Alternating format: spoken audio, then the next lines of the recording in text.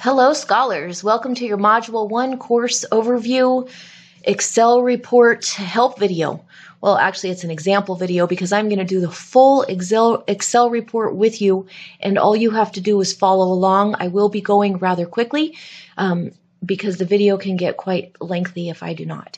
We are going to go to the module Excel report and get our exam. Your exam starts off telling you how to name your file. Make sure you save the file on your computer exactly like this with your name, last name, first name, and then Quantlet 1 Excel report course overview. The rubric that you see here is the rubric that your work will be graded with. You will do the full report on the Excel file, and then you will make a Zoom recording of that file. And that is what you will upload. Your verbal report will be graded on these items here. Here we are going to start by just doing a quick overview of your entire course. So each of the problems in the Module 1 Excel report come from a different module of the course. Number 1 deals with math modeling. We're looking at a sneakers company. We have a function that spits out the profit of the company depending on the number of sneakers sold. And we're going to answer some questions about that, create a chart, a graph, and give a little report of our findings at the end. Our second one is going to talk about probability.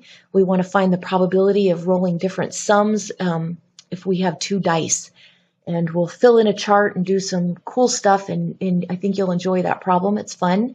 Then we're going to look at some statistics. We'll talk about the relationships between the mean and the standard deviation, and we'll discuss data that's skewed and explain the effects of outliers on distribution. We're going to combine numbers 3 and 4.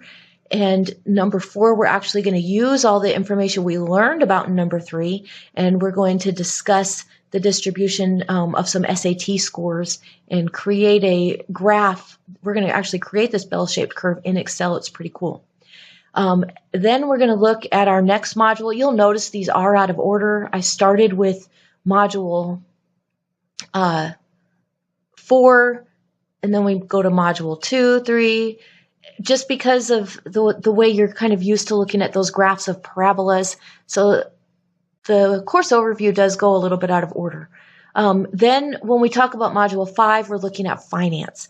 And under the finance, we're going to use the same information for numbers 5 and 6. We're looking at a table of somebody's bills, and then we're going to take those bills and we're going to create a pie chart. And all of these questions come directly out of your textbook from your homework's problems, right, for those modules that you're going to be working. All right, I'm ready to get started with number 1, folks. Opening up an Excel file. And what you see up here at the top of my screen, I use PowerPoint Mix to record this. I also use Zoom. So if you want to use either of those, you are required to use Zoom for this course. PowerPoint Mix is easier for what I'm doing right here, since I'm just showing you my screen only. Okay, so getting right back to our number 1, let's go ahead and get this to some size that we can read everything. I can, only because I'm wearing my glasses. All right, opening up an Excel page, folks. The first thing I'm going to do, this whole thing goes quickly. I'm going to select some number of cells. It doesn't matter how many you select. And then I am going to merge them. Please notice that when I select things, just to select them, my cursor stays white. That will come into play many times during this video. My cursor has selected those. Now I am going to merge by this little icon right here, merge those cells. I want this to be aligned to the left. All right, now I have to double click. You see how my cursor looks? I have to double click into that cell, and I'm gonna, well, I can actually come over here on a Word document. You do not have access to the Word document. So you will have to actually type many of the things that I cut and paste, because your file is given to you as an image, not a Word document, for some very good reasons. All right, so right there, I'm just going to change my name on this to Benzie Amy. That's my name. Or you can even just put your last name, your first initial, unless there are multiple people with your last name and first initial. And I'm just going to dig right into my problem. So my problem, kind of get this a little bigger over here. Number 1, I'm going to start by identifying the important information, which in this case is my formula. So I have the necessary formula, just kind of keeping track of my information. Again, folks, I can cut and paste this. You're going to have to type yours in. I'm just going to type in the whole thing. I'm just identifying my formula. You only have to type it in once, and now you can cut and paste. All right, my formula is taking up more space than that cell offers, and when I need the next cell, it goes away. So what I'm going to do is I'm going to come back up here to the top, select the entire alpha column, and then you see how I select the alpha column with the arrow pointing down, just hovering over it, and then I go to the right and my cursor changes. Once my cursor changes, I can click down and then pull, and it will extend it. All right, and that's just, for aesthetics. We want to be able to see what we're doing. All right, let's go. We're going to first start off talking about our problem. We have a formula that spits out the profit of a company depending on the number of sneakers sold, and the number of sneakers sold in this formula is represented by the letter X. So the letter X is the number of sneakers sold. I am going to create an XY chart, a table. You're used to calling it that. My table, if you remember, we always have our X on the left and our Y on the right. My X column represents the number of sneakers sold. I am going to, instead of extending this time, I'm going to do something different. I've clicked, see how I can write in here right now? I can write things. Once you do that, you want to press enter, or you can just click somewhere off to the side. Then you come back to the cell and you double click, click, double click. When you double click, you right click, you do not have all the options that you're looking for here. I format my cell. I do not have all the options that I need. You see that? Please notice I click off the cell. I click one click on the cell and I right click, and now I get a lot more options. Format cell, and now I have all these cool options. I'm going to go to alignment and I'm going to wrap my text. And that allows the text to just fit in there. And then I'm also going to center it. Also, you see how my cursor is with that white cross, and I have the option to center this text? Well, when I double click and I can write in the cell, I no longer have the center option. These are just little things that can be aggravating about Excel if you don't know how to use them. A single click with my white cross cursor, I can center. A single click with my white cross cursor and I right click and I can format all kinds of cool stuff. If I double click with my text cursor and then I right click, I do not get all of the options. Okay, those are some things to really know about Excel. All right, we had the sneakers sold, and then what did we say Y was? Y was the profit, and the profit is represented by P of X, which is just Y. Function notation, folks. Couple more things. I'm just going to select these cells. I know I do a lot of crazy stuff. It's just because I love for it to look good. All right, there we go. Now for my X and Y, let's talk about that. What is X and what is Y? Well, X is the number of sneakers sold. So what's the minimum number of sneakers that we would sell here? Would we sell -1, -2 pair of sneakers? No. The least amount of sneakers I would sell would be 0. Next, would I sell a half a pair of sneakers or 3/4 of a pair of sneakers? No, I would not sell 33% of a pair of sneakers. The next number of pair of sneakers I would sell is 1. All right, now that I have a pattern here, I've counted by ones, Excel can apply that arithmetic pattern for me with my white cursor. I'm just showing you that I select these cells with my white cursor. Right now I am just off anywhere. I am in nowhere that matters, and I am going to use my white cursor, click, drag, unclick. Okay, let's just try that again. White cursor, click, drag, unclick. Now, in order for Excel to apply my arithmetic pattern, my +1 in this case, I unclicked, I grab the corner of the cursor and make it black, and I drag it down. All right, let's try that again. I am clicked off into nothing, to anything that does not matter. I white select, click, drag, unclick, get the black cursor, click, drag, unclick. Okay, I went down to 16 pair of sneakers. Is that enough? I don't really know, but let's move on from this point. All right, now we want the profit. Well, what is the profit when I sell 0 pair of sneakers? I know you might be thinking it's 0, but that's not the case, because I had an investment.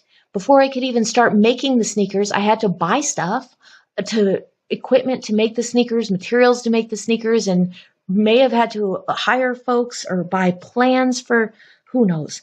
All right, so now for my profit, I was given a function in the problem. You guys have already typed your function right here into this cell. Please notice the cursor is white, so I cannot select anything. I could Control C at this point, but I'm going to show you guys how to do it a different way. I am going to double click, click into that cell, and now I can highlight. You see how the cursor changed? Let's try that again. Click off, click once. I cannot do any corrections or highlight anything in here. All right, but if I click, now I can highlight stuff. So here I go. I'm highlighting this formula. Control C to copy.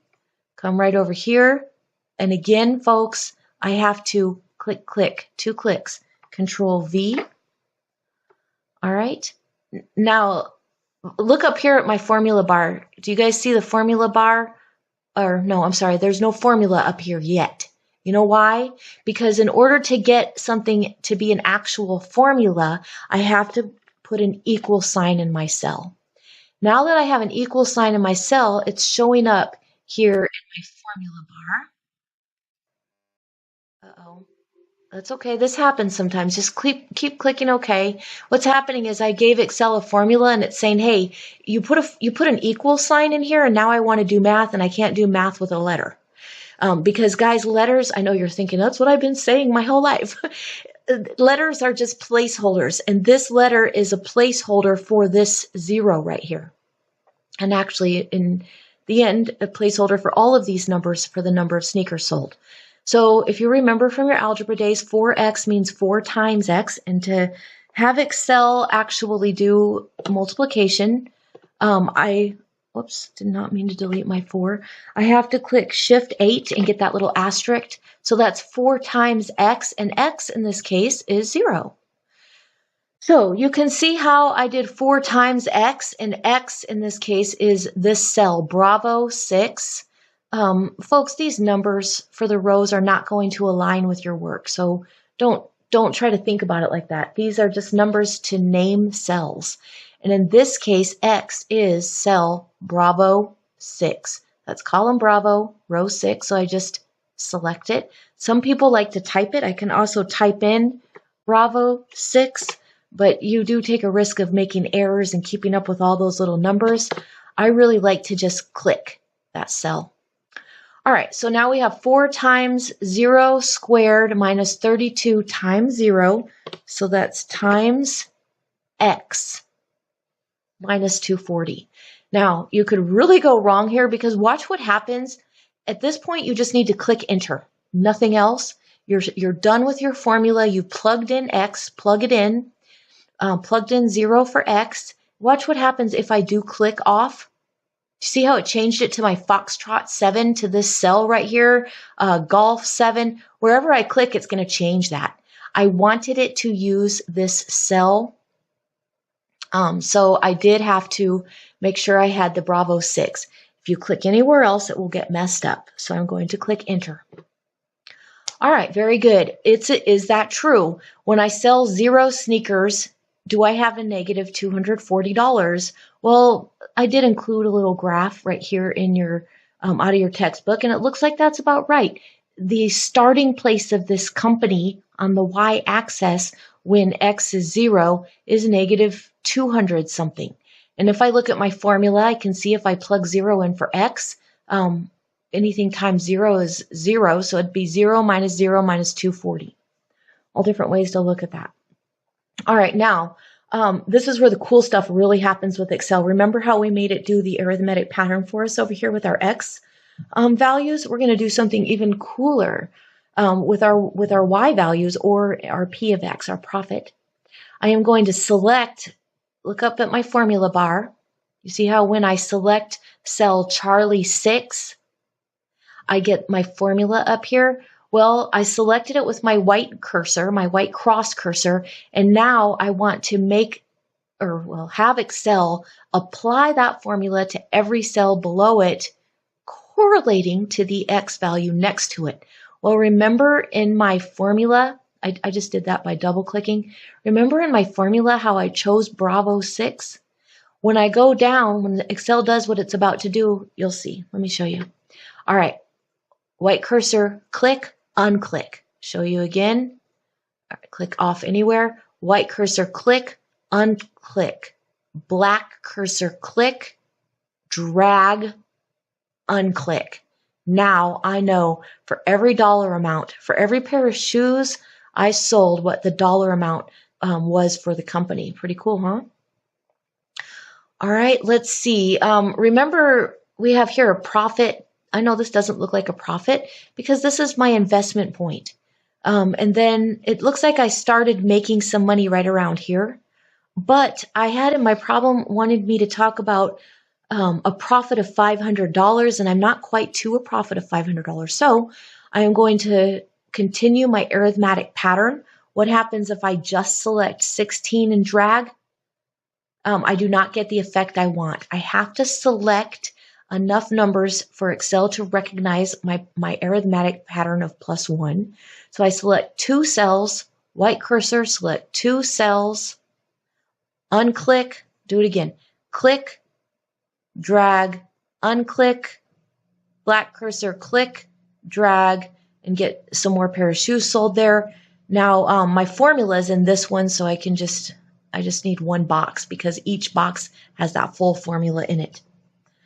All right, ladies and gentlemen, did I reach $500? I did indeed. It looks like somewhere between 18 and 19 pairs of shoes, I hit $500. All right, we're still working on part A here. Create a table and a graph. So let's see. I am going to actually merge those 2 cells and name this I don't know. Let's do that. We'll just actually do that in the chart. It'll be easier, which is perfectly fine. All right. I'm going to select my data. I'm going to show that to you again. White cursor, click, drag to everything I want to select and unclick. Try it again. Click off everywhere. White cursor, click. And then while the cursor is white, I still keep my click down and drag it on everything, unclick. All right, once that's all clicked, I go up here to insert, and I am going to insert a scatter plot with smooth lines and markers. And I can do it with just a dot plot, which in this case would be appropriate because we don't sell fractions of sneakers, but we're not going to actually talk about the numbers between our numbers of sneakers here for this particular video. But here we have smooth lines. Now we're showing a function. So here we have a continuous function where each continuous to the right, because we're not selling negative sneakers. The x-axis tells us how many sneakers we sold, which brings us to the next piece that we need here. The x-axis and the y-axis. It says to label all parts of the graph to correlate with the story. So I'm going to click right here on this little green plus. If you don't have this green plus, you do not have the latest version of Windows. So you are going to have to either find it under Insert, It's kind of easy to find. I found it on quite a few different people's computers, but worst comes to worst, just Google it, folks, how to add titles to your graph. There are other features that you can find.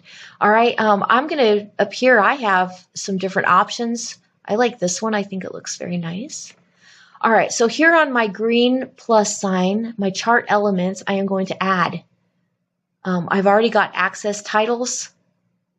That means see where my numbers are labeled.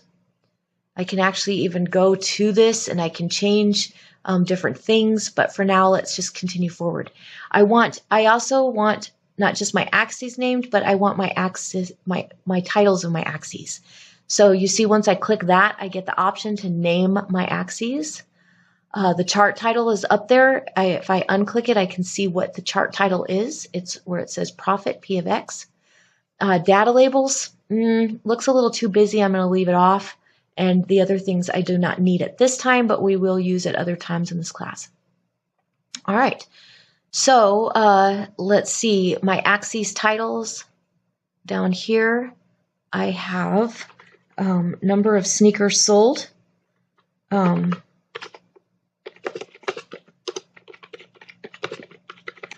And then for my vertical axis or my y-axis, my dependent variable, the sneakers sold is independent, and the profit depends on the sneakers. So this is my dependent variable of the profit of the company. And then what about my full title up here?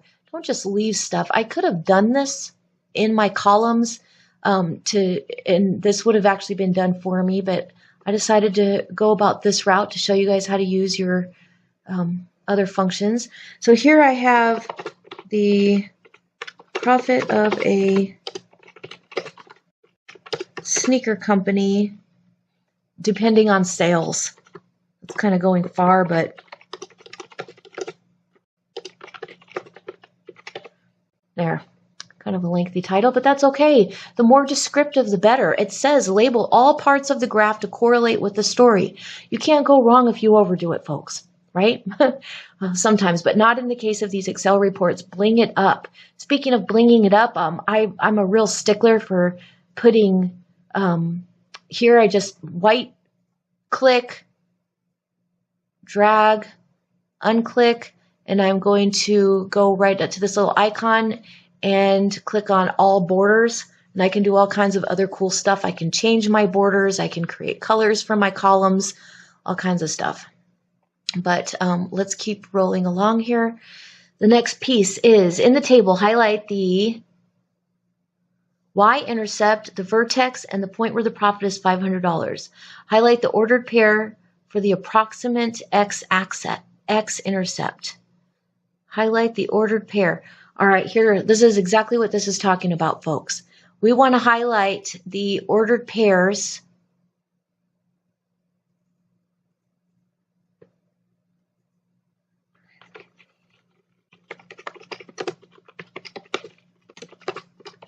for the y-intercept, vertex, and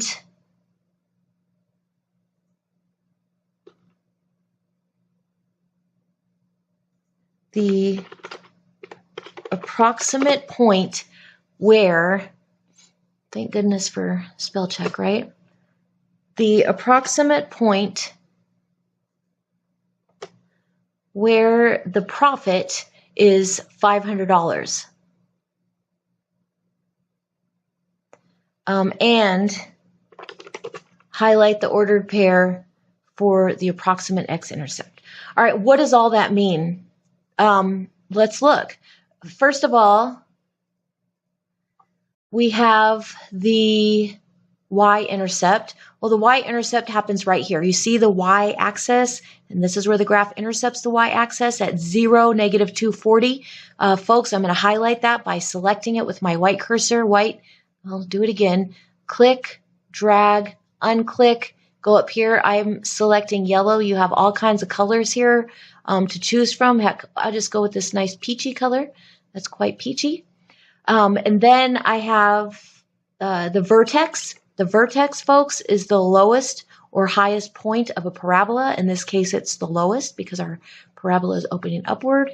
And here I see, look at that, at about 300, about 5, negative 300. That's what it looks like, doesn't it? At least that's that point. But when I come up here to my chart, look, I have, here's 5, 300, 3, negative 300, 5, negative 300, and I actually have a lower point here. See that? At negative 304. So that's my actual vertex on my chart. What else? Where the profit is $500. Well, I'm going to just kind of see what happens here if I extend make my graph a little longer.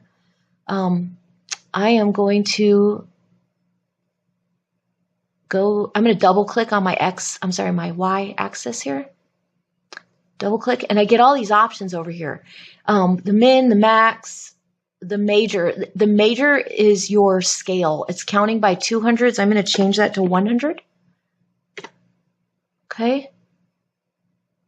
Now I can more easily see the $500 point, which at 18 pair of shoes, man, now I want to change this too. Is that going too far? I'm going to change this from 5s to 1s. See if that's going to be too busy.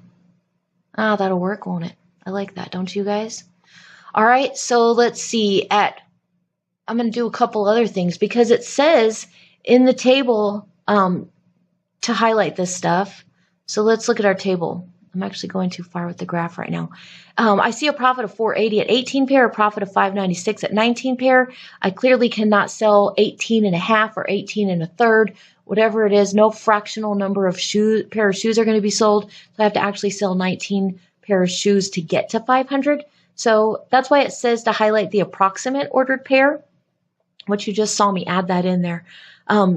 So it is approximately right here. All right, what else? Was there anything else we were supposed to highlight? I don't think so. Do you? Oh, one more thing, the approximate X-Intercept. Well, if I look on my graph, the X-Intercept looks like it's somewhere around 11. So if I come over here, I could see in my chart that somewhere between 12 and 13, I hit 0. My Y value, you see my profit went from an investment and then it started making a profit. So when Y is 0, that's my X-Intercept. And that happens somewhere between 12 and 13. And I'm going to hit 13 because 12 is too low. This isn't the Price is Right. It's okay to go over just a little bit here for your approximations. All right, so right about 13. Now, it also, the next part says to highlight all that on the graph. I'm going to show you guys a really easy way to do this. Watch, it's going to go quickly. I am going to insert I have to actually go to my add-ins, no illustrations. All right, go to insert. Mine's just not showing up at the top toolbar because my screen is not on full screen. If I were on full screen, it would be up there. So my illustrations, shapes, I am going to put in a little circle. And let's see, I want to fill my circle. I'm going to go ahead and fill it with red. You guys can get fancy. You can color coordinate your, man, that's a good idea. I don't want to take up too much time to do that, but I want to do it. All right, so let's highlight everything that we just talked about. First of all, my Y-intercept happens right here. That's highlighted. You see when it's highlighted, I can Control C, Control V. 1, 2, 3, 4. I Control V'd 4 times. And then I had my approximate, I had my X-Intercept, the approximate place where it made $500. And it looked like I had one too many things there. And again, folks, you could actually highlight these. Oh gosh, I can't believe I'm doing this. I always get carried away. What was this, my vertex?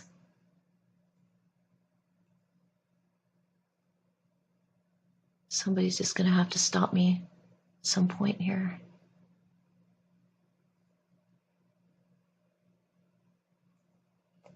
Ah-da-da. Now I've gone this far, so I guess I have got to finish. I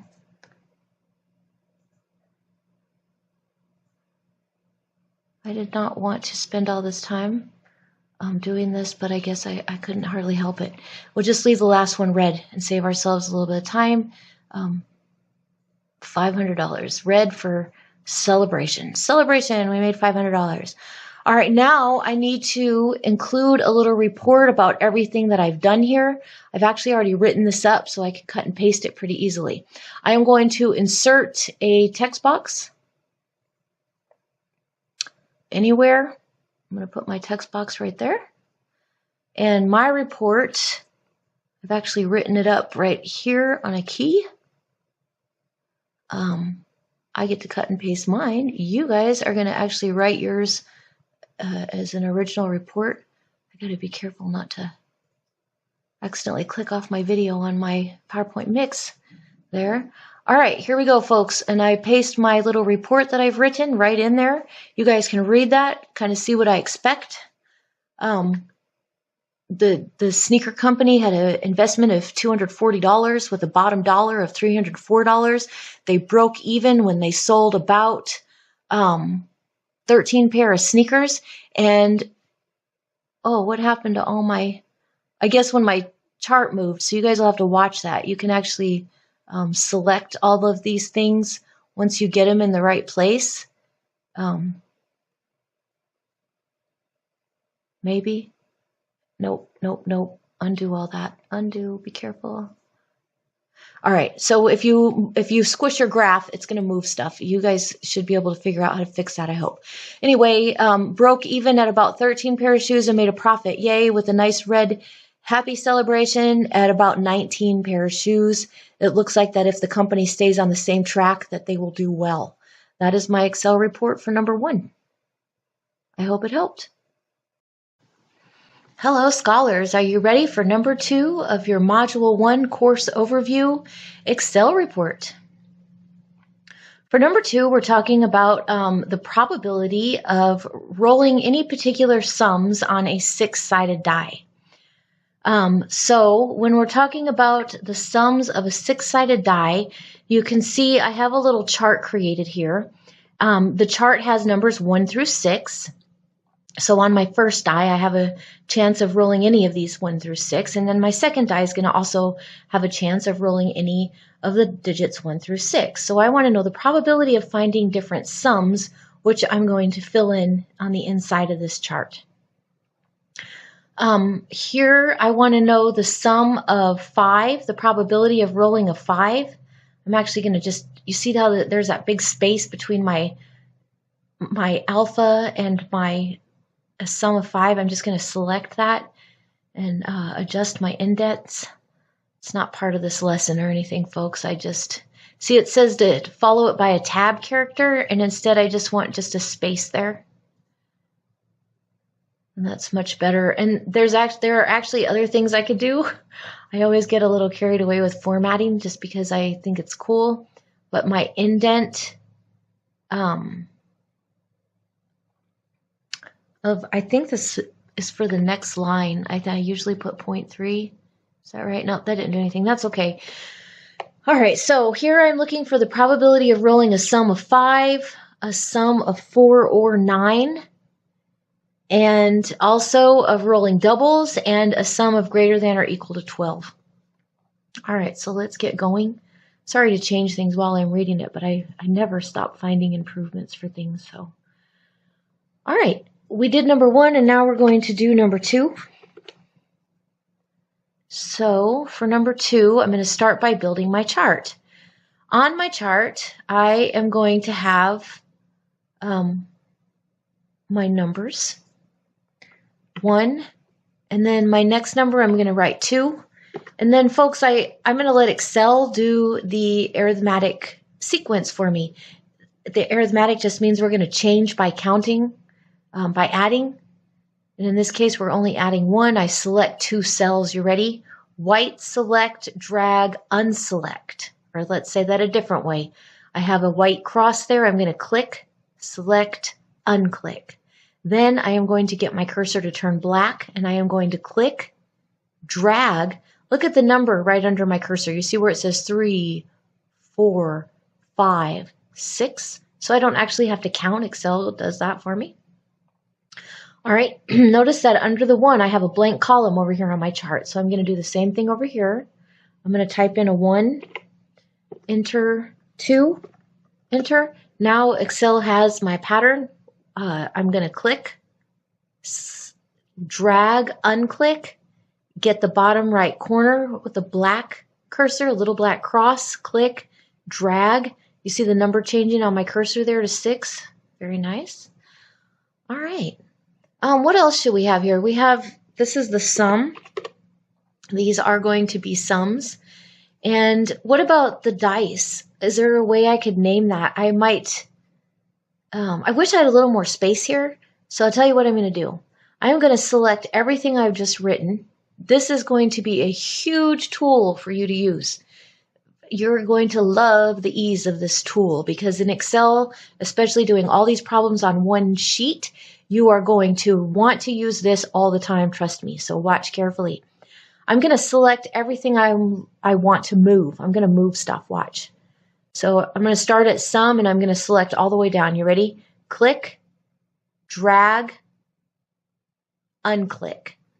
Now watch my cursor. I'm going to try to get this little 4-way arrow cursor. You see that? That's the cursor. You should be familiar with it. You use that in all different types of things to move objects in PowerPoint and Word if you've ever used it there, and probably other places. So click, drag. I'm going to go 1 to the right, and I'm going to go down 3. Cool, huh?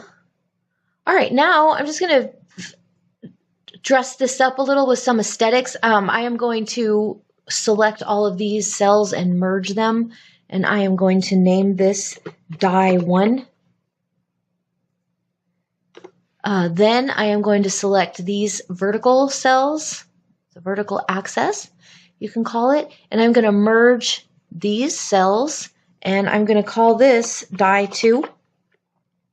I'm going to show you guys something very important here. Please notice my cursor. You see how it's clicking because I'm typing? When my cursor looks like that, I can type letters. Now click off of that and click back on it 1 time. Click. You see my cursor, how it's a white cross? I cannot type anything right now. If I want to be able to type, I have to click twice, double click.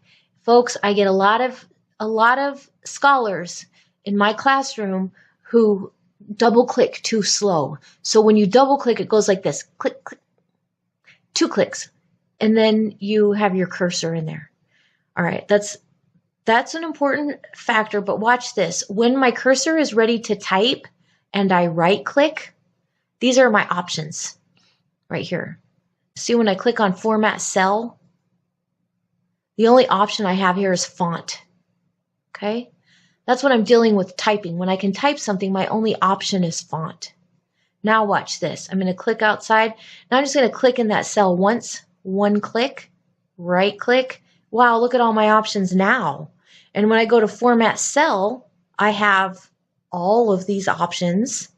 There's font, but I also have all these other options, and I'm interested in alignment. My alignment is going to, I can go from side to side. I can make this go to the left, to the right, or centered. I like it centered. And for my up and down, my vertical, you see how it's sitting all the way down there at the bottom of the bucket? Well, I want it to float right in the center. Looks better that way. And there are also ways, folks, that you can make this written vertically and all kinds of cool stuff. But I do have to pick and choose what I show you here. All right, what else can we do to improve the aesthetics of this chart before I start cell referencing and filling it in? I'm going to go ahead and select these sides, make them green. Green.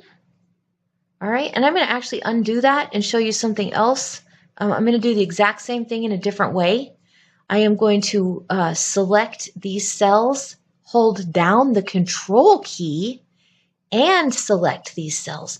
Let go of the Control key, let go of everything, and then I can do it all green at once. Just some different options. Now I'm going to select all of this stuff. And I am going to go to my borders and connect all borders.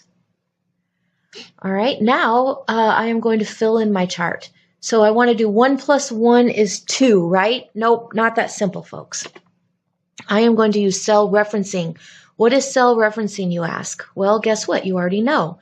Because right up here on number 1, you cell referenced Bravo 6. You referenced the cell Bravo 6 for that output. And then the next output, you referenced Bravo 7, and here you referenced Bravo 8. You see? You already know how to cell reference. So right here, I want to do equals 1 plus delta 31. And your reference may not be delta 31, and that's okay. It can be any cell. Mine is just named delta 31. Enter.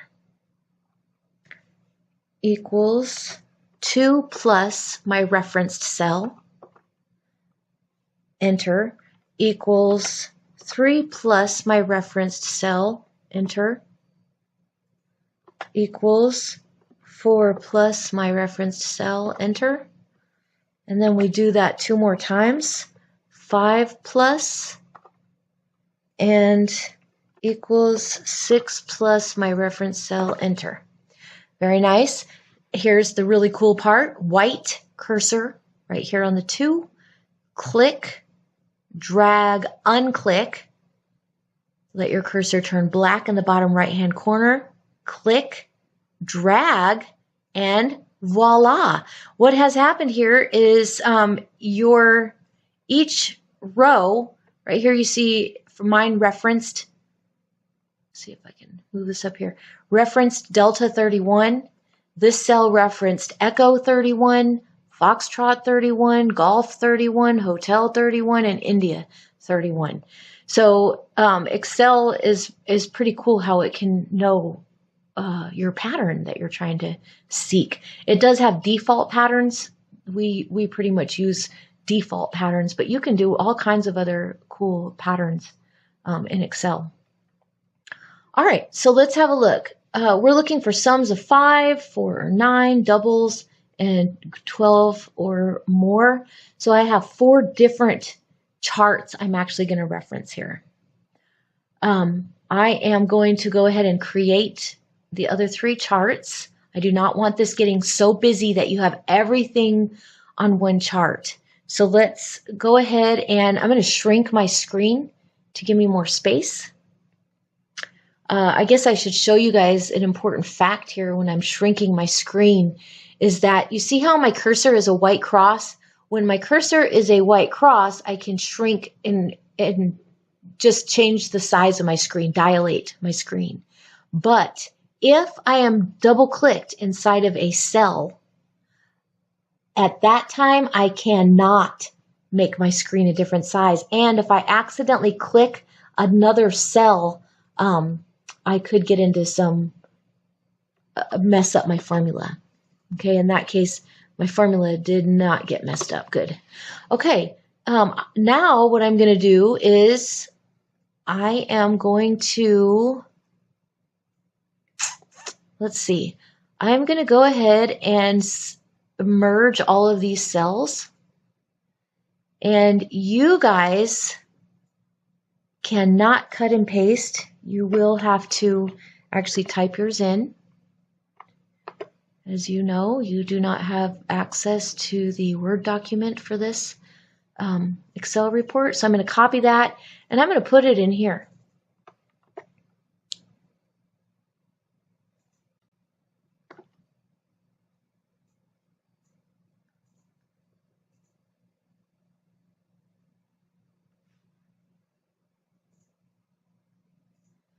And the reason that's not showing up is because it's not wide enough. So I'm just going to make that just a little bit wider.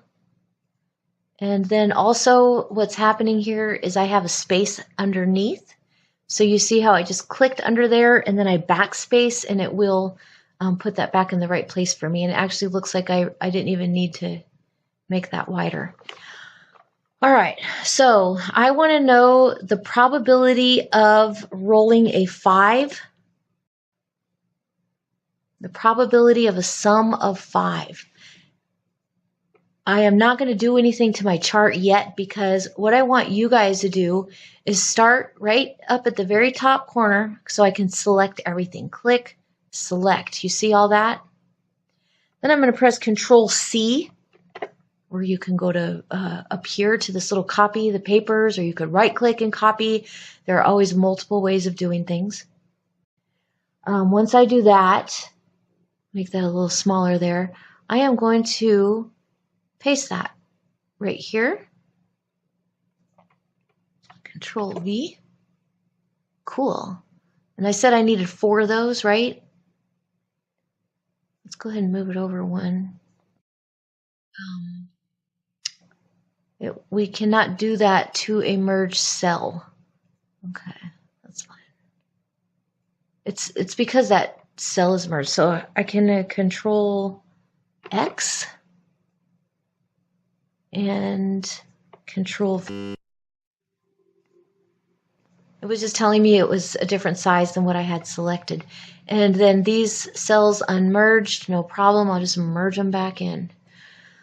All right, I'm going to just do this for all 4. Control C.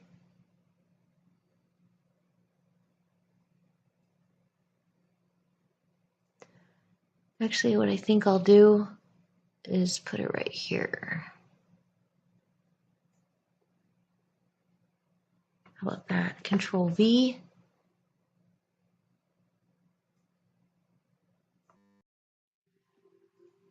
Control Z will undo my paste. And I'm going to move it over here. It was just a little farther over than I wanted.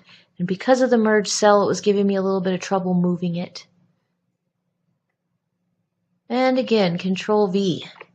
All right, now I am going to change my data labels. You see how that box has that green thing going around it?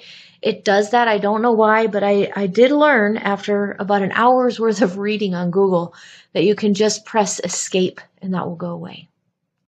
All right, now let's do the rest of these. Here I had a sum. You guys will have to type yours in.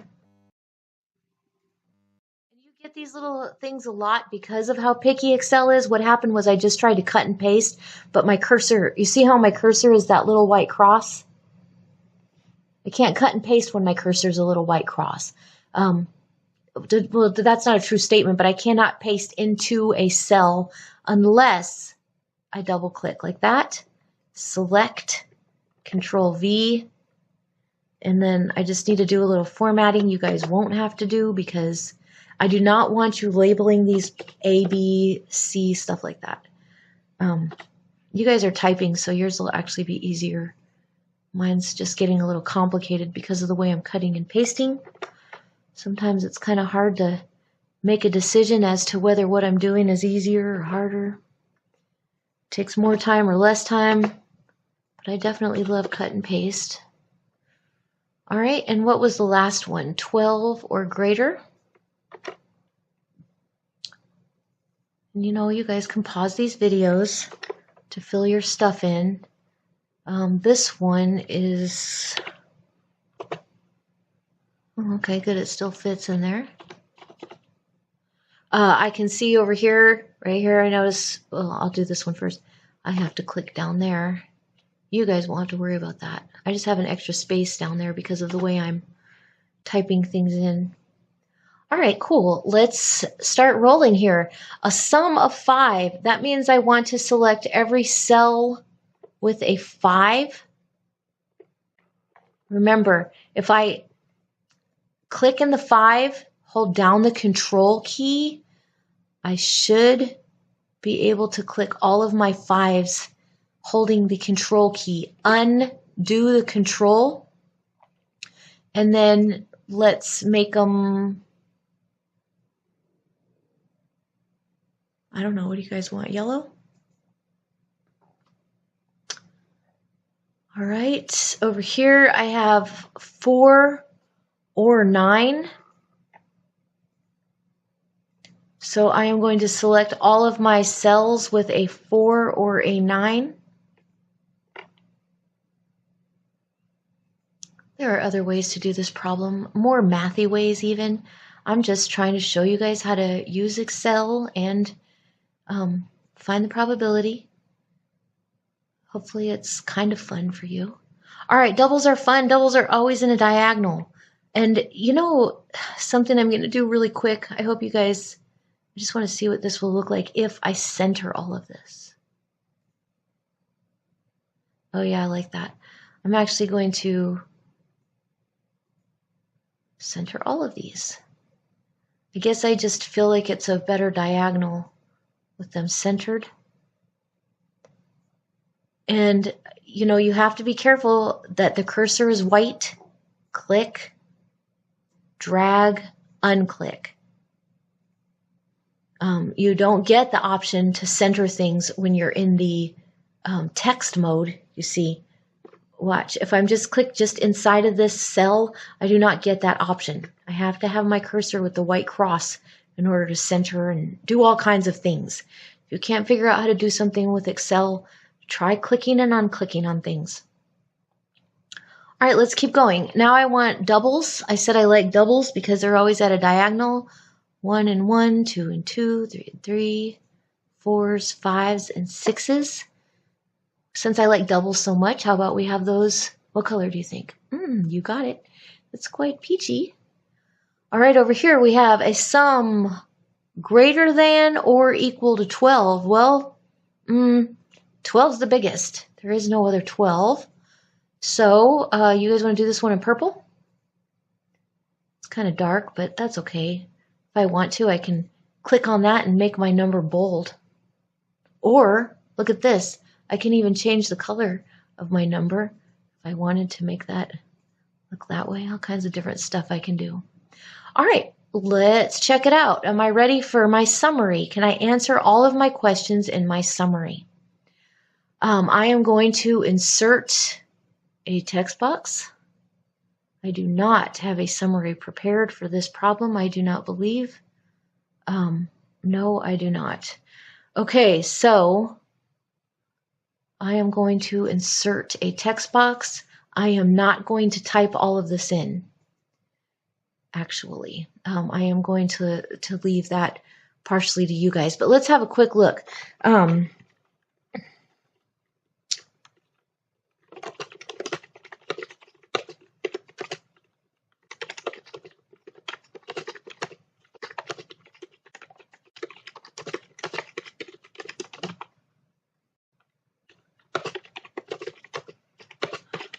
All right, I can see from my first chart that the probability of rolling a sum of 5 is what? 1, 2, 3, 4 out of how many? Well, how many blocks are here? Do you guys know how many blocks we have? We have 36 blocks.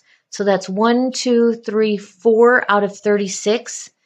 Boy, there are some things I can insert. I can insert an equation, a new equation, a fraction. I use my arrow keys, or you can just click in them. My denominator is 36. My numerator here is 5. That's 5 out of 36. That's the probability. I'm sorry, it was 4 out of 36. 4 out of 36 equals, you can cut and paste this fraction, or you can insert another fraction. I like to cut and paste them. It just always seems easier to me. Control V. Well, 4 out of 36, to reduce a fraction, you divide the numerator and the denominator by the same number. In this case, the common factor is 4. 4 divided by 4 is 1. And 36 divided by 4 is 9. Okay, and I'm writing that because it says if two six-sided dice are rolled one time, find the probability of getting the following results. Give answers as a fraction, as fractions and decimals. Fractions, decimals to the hundredths place, and percentages. Okay, so let's see what I can do over here. I'm just going to use this little piece of Excel. I'm going to merge these. Whoops, did not mean to do that. Merge, click, click, double click, and I'm going to write calculations just to kind of explain that I'm doing calculations here. This is going to be equals 1 divided by 9. And what if I wanted to check my work? What if I wanted to do equals 4 divided by 36 just to make sure they're the same? Pretty cool, huh? All right, there's my fraction or point, where did it say to round to? The nearest thousandths. So that's 0.111. Or what, do you guys know? 0.11 is what percentage? 11%. Good job. All right, now I'm done with that part. I am going to Control C all of this and Control V it. Wait, something went wrong. Something went wrong, so Control Z. Control Z will undo whatever it is that I have done. All right, so here I'm going to do that again. Control C. Huh. Oh, because I wasn't at the end of the sentence. Okay, Control C, Control V. The next one is the probability. You see why I copied that? Because I get to recycle all this. I can see from my chart that the probability of rolling a sum of 4 or 9 is, well, how many was that? 1, 2, 3, 4, 5, 6, 7. And I also get to recycle my fractions, don't I? Because I'm not going to need 2 fractions on this one. Because 7 and 36 do not have any common factors. So this fraction is not going to reduce. 7/36. I'm using the arrow key because it's easier for me to maneuver outside of that fraction. You can get stuck in there. And that's a big thing about using Excel, Word, PowerPoint, is just where you're clicking and are you, arrowing over, getting out of places. As we go through this course, you'll learn to use the math tools in your Word, Microsoft Word programs, and any other, if you're using Mac. Of course, you'll have to learn Google Docs or something that's very similar. All right, so now for these calculations, I have equals 7 divided by 36. And I even get to recycle my decimals here. 194, which is 19. And I can say 19.4%. I'm going to go ahead and say 19.4%. I didn't say specifically on your percentage. And percentages, how about this? And percentages to the 10ths place. How about that? All right, very nice. And again, I am going to Control V. My next one, I have my doubles. I can see from my, oh, what else did I forget? I can see from my second chart. And I just realized that maybe I should do something up here. I'll just add it here. Chart 1.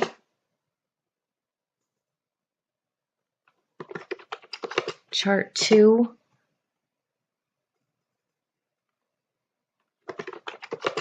I know I could have used cut and paste and I wouldn't have had to. What should I do? Just leave it to be assumed that the last one is chart 4 since I don't have enough space for it. I'll tell you what I'll do. I'll go ahead and type it in here. Chart 4. And now I'm going to format this cell. I cannot format it with my cursor the way it is. So I have to click outside of it. Click on it once. Right click. Format. Alignment. and wrap. Oh, okay, so it's already on wrap. That's cool. Although it did not wrap it. It's okay, it's because I need to make this just a little bit wider. And it looks like I have a little bit wider even still. And there are other things I can do actually. Another thing I might choose is to, this is an 11 font, I might make it a 10, and then it all fits. And then I could bring this back up. Little things that you can do in Excel, just showing you stuff. All right, where am I? Second chart. Looks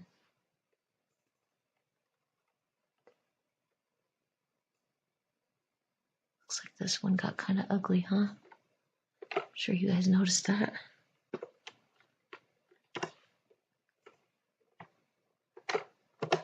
And you know, there are so many things you can do. You can make the part where it says chart. You could turn that, I don't know maroon. So that way it's very clear.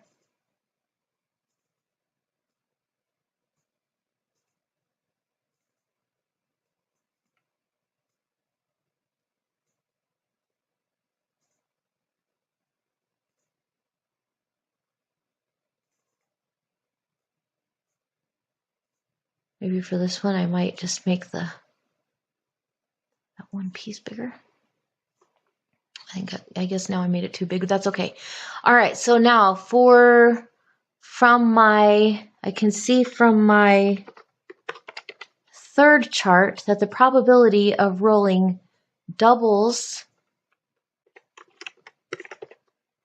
is 1, 2, 3, 4, 5, 6.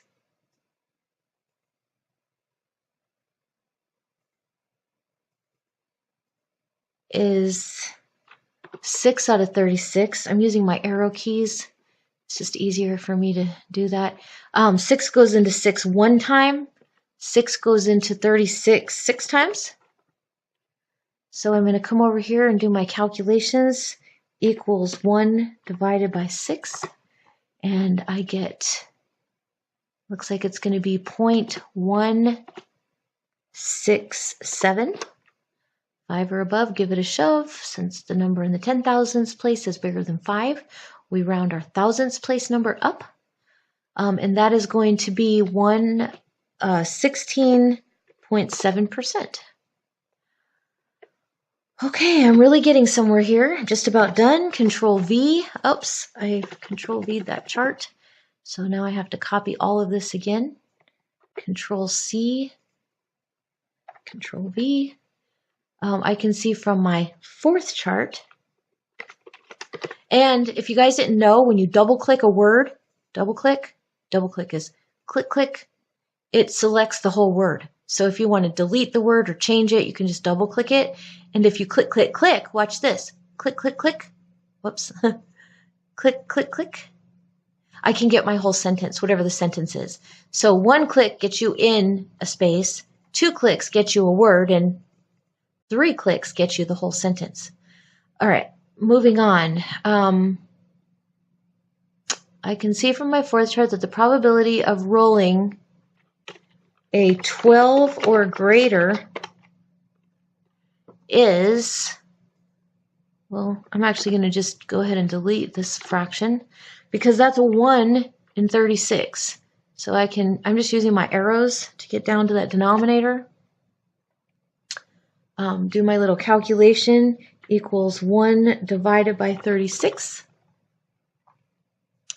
And I get 0.028.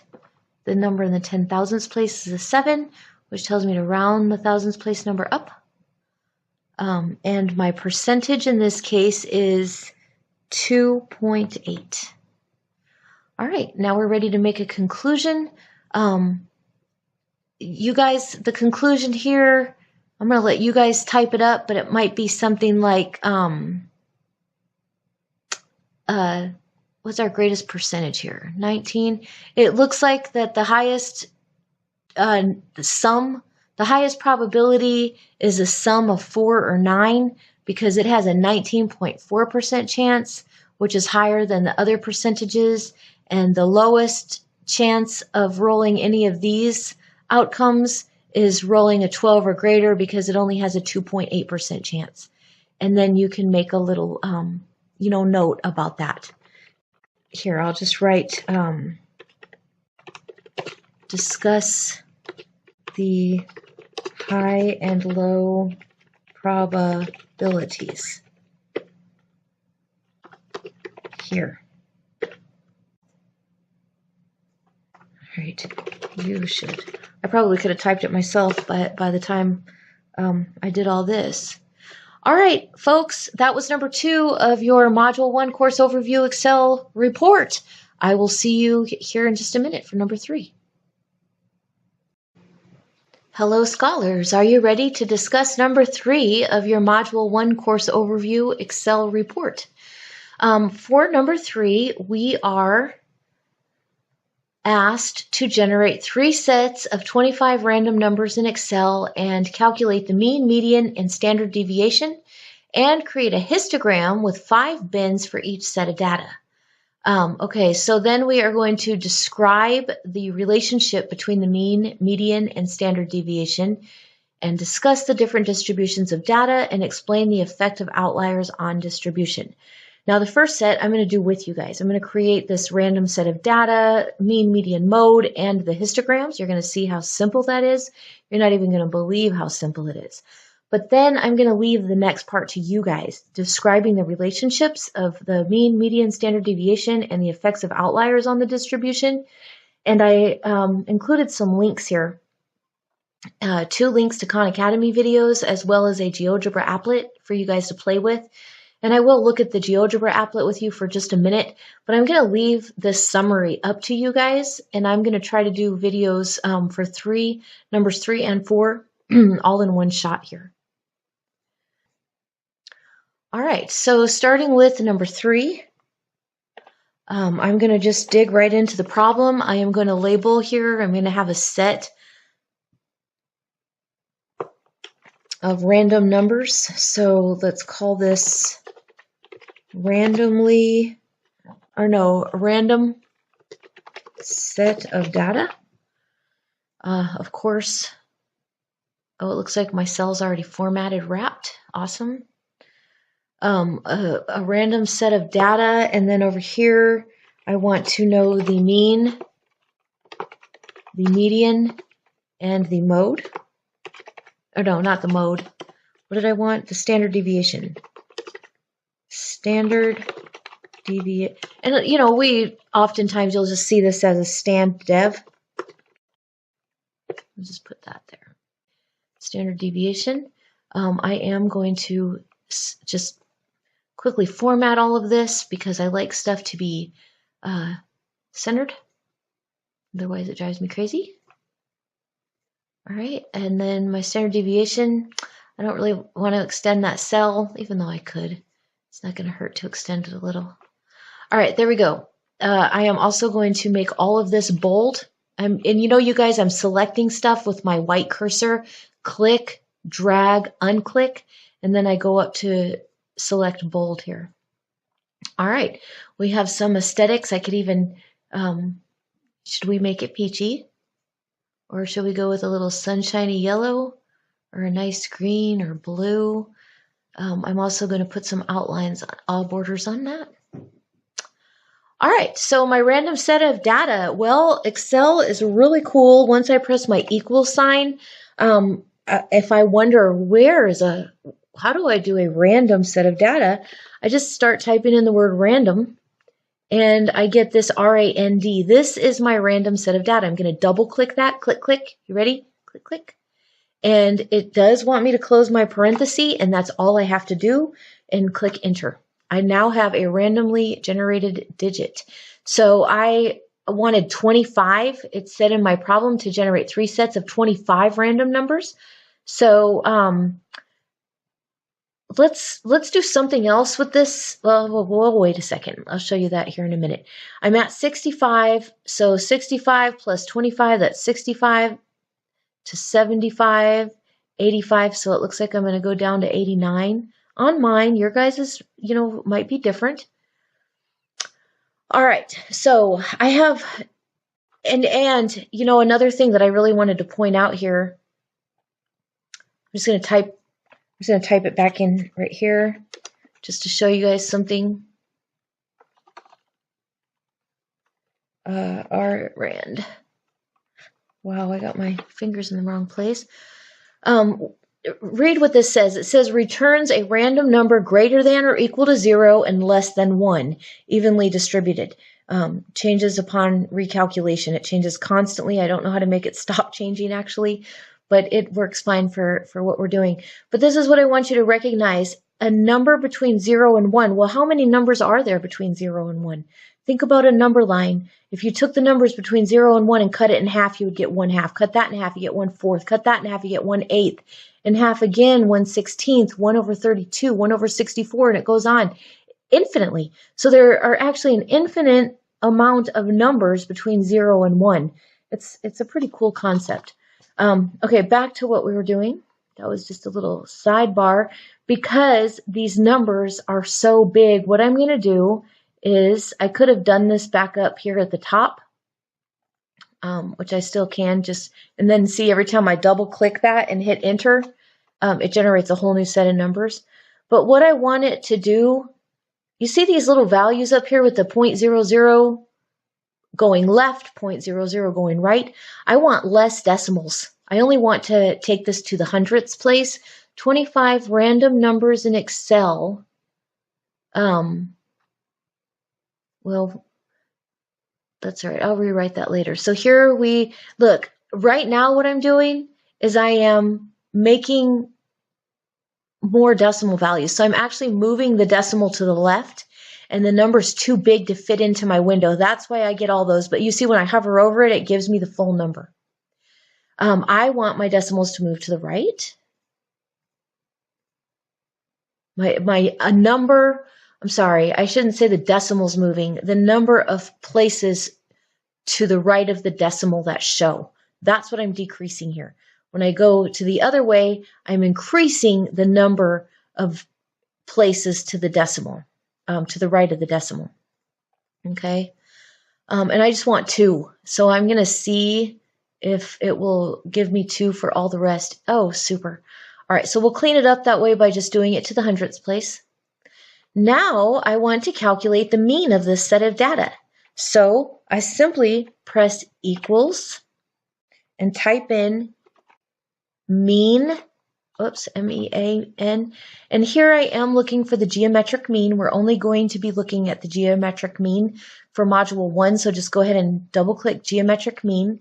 Now it wants me to enter the numbers, enter the first number, comma, second number, comma, and so on. Well, I don't have to enter 25 numbers here. I simply put my white cursor over the first cell, click, drag, unclick, hit enter. So you can see here it went from Bravo 65 to Bravo 89. I could have also typed that in, but why type it in when you can click and drag, and then you click enter. Every time I do a calculation on this, it changes my values. Surely there's a way to stop that from happening. I had to research how to just do this part an hour ago, so I've actually been learning a lot here today. How to make these numbers stop generating, I'm not sure. It's not really important for this particular little exercise. So now here for the median, I'm going to press equals median, double click. Again, I am going to click the first cell, click, drag, unclick, enter. And there's my median, my standard deviation, enter, equals, stand, STD, and here we get the standard deviation for a population, a standard deviation for a sample. The population means I'm using all possible numbers in a set, and a sample means that I may have such a large set that I just randomly grabbed some of the numbers to create a sample. The difference between these two is a difference of 1 in their denominator, depending on the size of the sample. I am going to go ahead and go with the entire, we're going to say that this is our entire data set. So I don't know, but it is only 25 values. I'm going to go ahead and say it's a sample of all numbers, and we'll just use that there. And then we are going to collect all of these values, and we'll talk more about the standard deviation between a sample and a population when we get to module 3. Right now we're just having some fun playing with Excel, random numbers, making some calculations.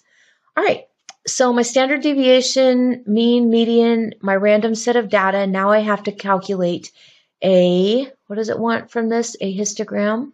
A histogram with 5 bins. Alrighty, so again, I'm going to select my data, click, drag, unclick. Going up here to the top of my toolbar, I am going to insert a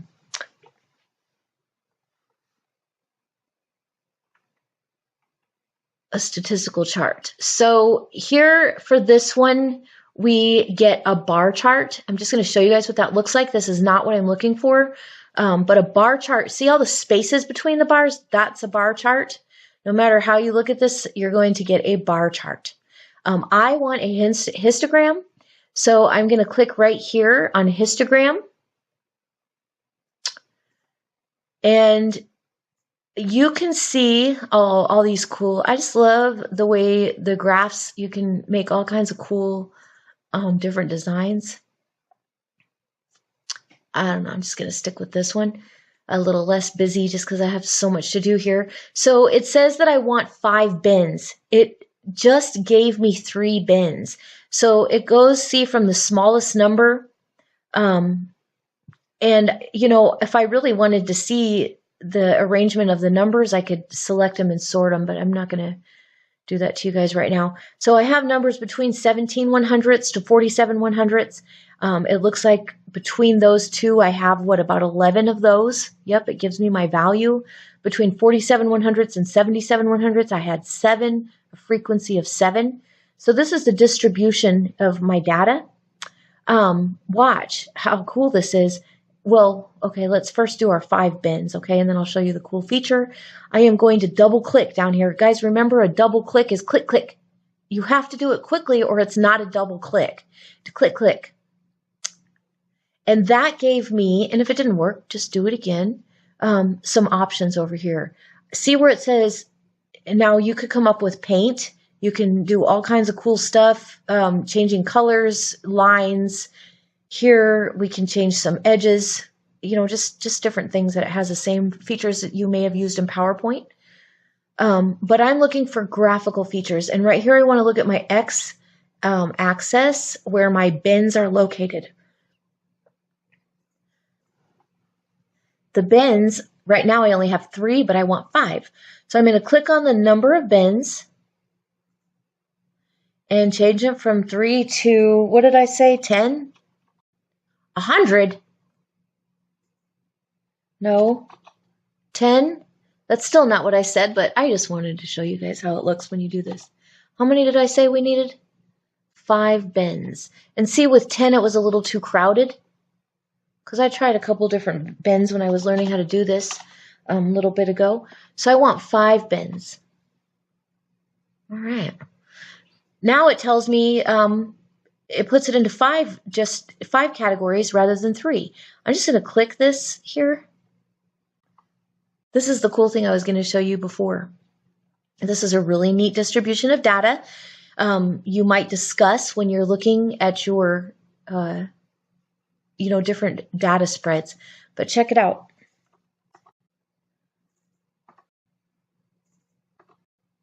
Pretty neat, huh? All right, so I gave instructions that you did have to create 3 of these sets. And folks, you know, we can label these charts. I don't actually have a story or anything going here, but I am trying to do 2 problems in one video. And I've already showed you how to change the label of your charts. So you can label this random data set 1. I guess now.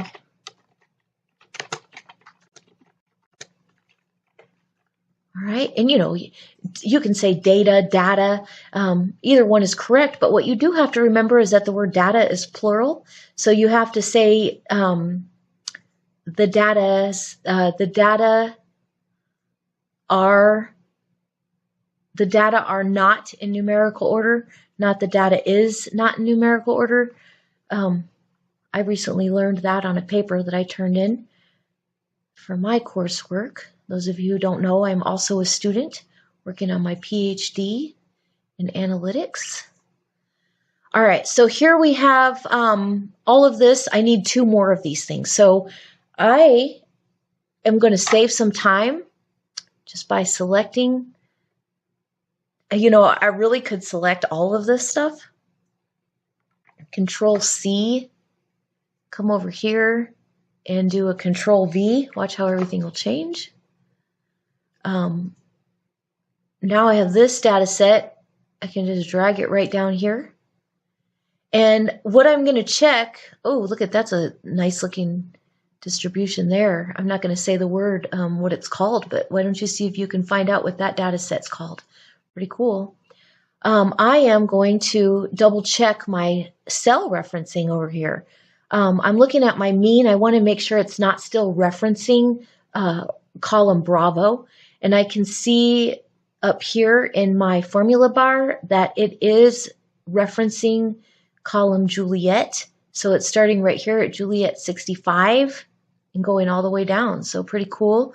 That means that everything I need is right here. Select the data, insert a histogram. And again, I am going to change my number of bins.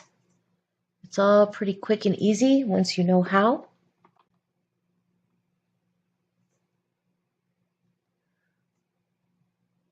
All right, and this would be a random data set too. I'm going to make this smaller. I hope you noticed before I made it smaller, I did click off my chart when my chart was, oh, I guess it didn't matter.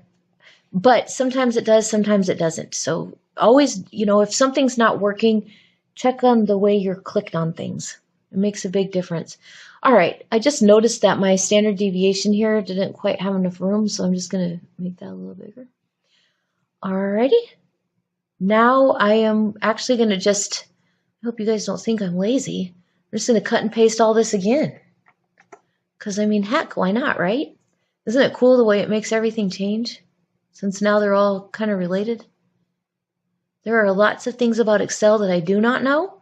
I'm learning daily.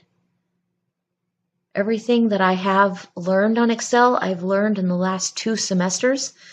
Between my students teaching me and me Googling things, I've learned a lot. All right, here we go. Oh, I have 4 bins on this one, but I need 5. So I am going to, oh, that's my bin width, but I want a number of bins. And there are all kinds of things we can experiment with here. Folks, Excel is like your cell phone. How many of the features do you actually really use? Percent-wise, probably not too much. All right, so let's see how much time has gone by. We don't know on the, oh yeah, here we have it, 17 minutes. Might have to make 2 videos still. All right, so now I'm done with that first part. I've created my 3 sets of data. I have this really cool thing going on where I can change one and it will change everything, and I can look at all different arrangements of data. Ooh, look at my random set 1 is looking kind of normal.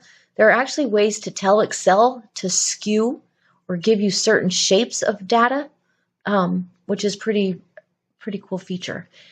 All right, we've had a little bit of fun with that. Now I'm going to insert my text box. And I am going to make a description of the things that I've asked up here.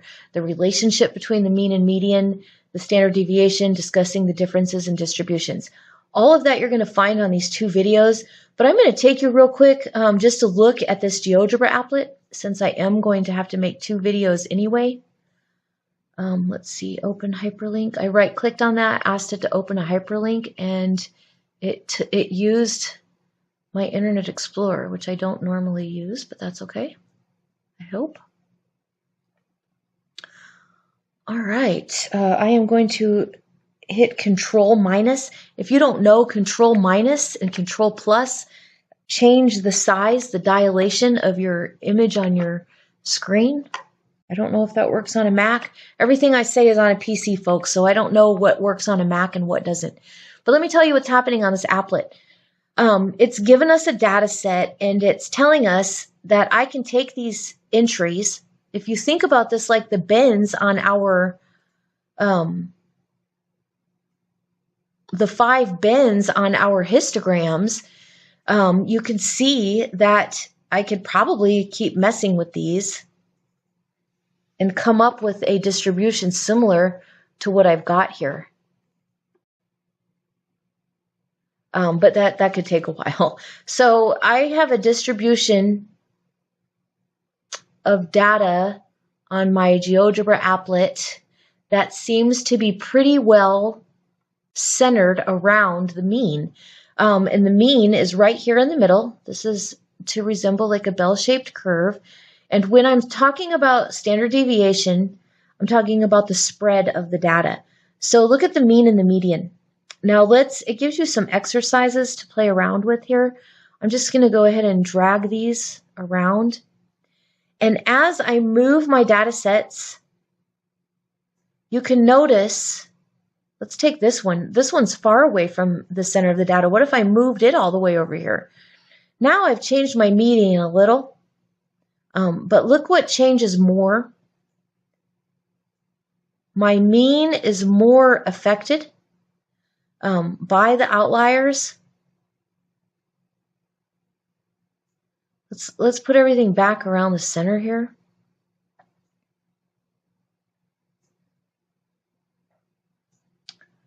What you see, the orange lines changing are the standard deviation. If you look right up here, I have the mean, median, my standard deviation, and I have 50 dots here, it looks like. So let's put everything over here.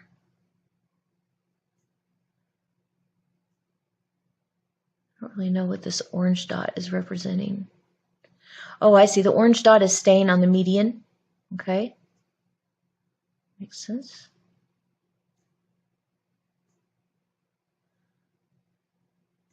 All right, so here's my data. It's very well centered around my mean because I just planned it that way. I just created this. My standard deviation.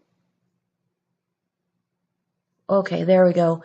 You see that nice bump in the middle? It's not really perfect, but can you kind of see the resemblance of the bell-shaped curve? This is very normally distributed data because of the way it is shaped like a bell-shaped curve. But once I look at my standard deviation is 2.29. So 2.29 units, whatever these units are, is the basic spread of data. Now watch what happens when I spread it back out. See how I'm spreading them out evenly? One to the left, one to the right. It kind of keeps my mean, my median and my median from going too far apart. But what happens if I put a few over here to the left? What happens if I skew my data to the left? Or if my mean was at 0, skewing it negative, I'm skewing it negative now.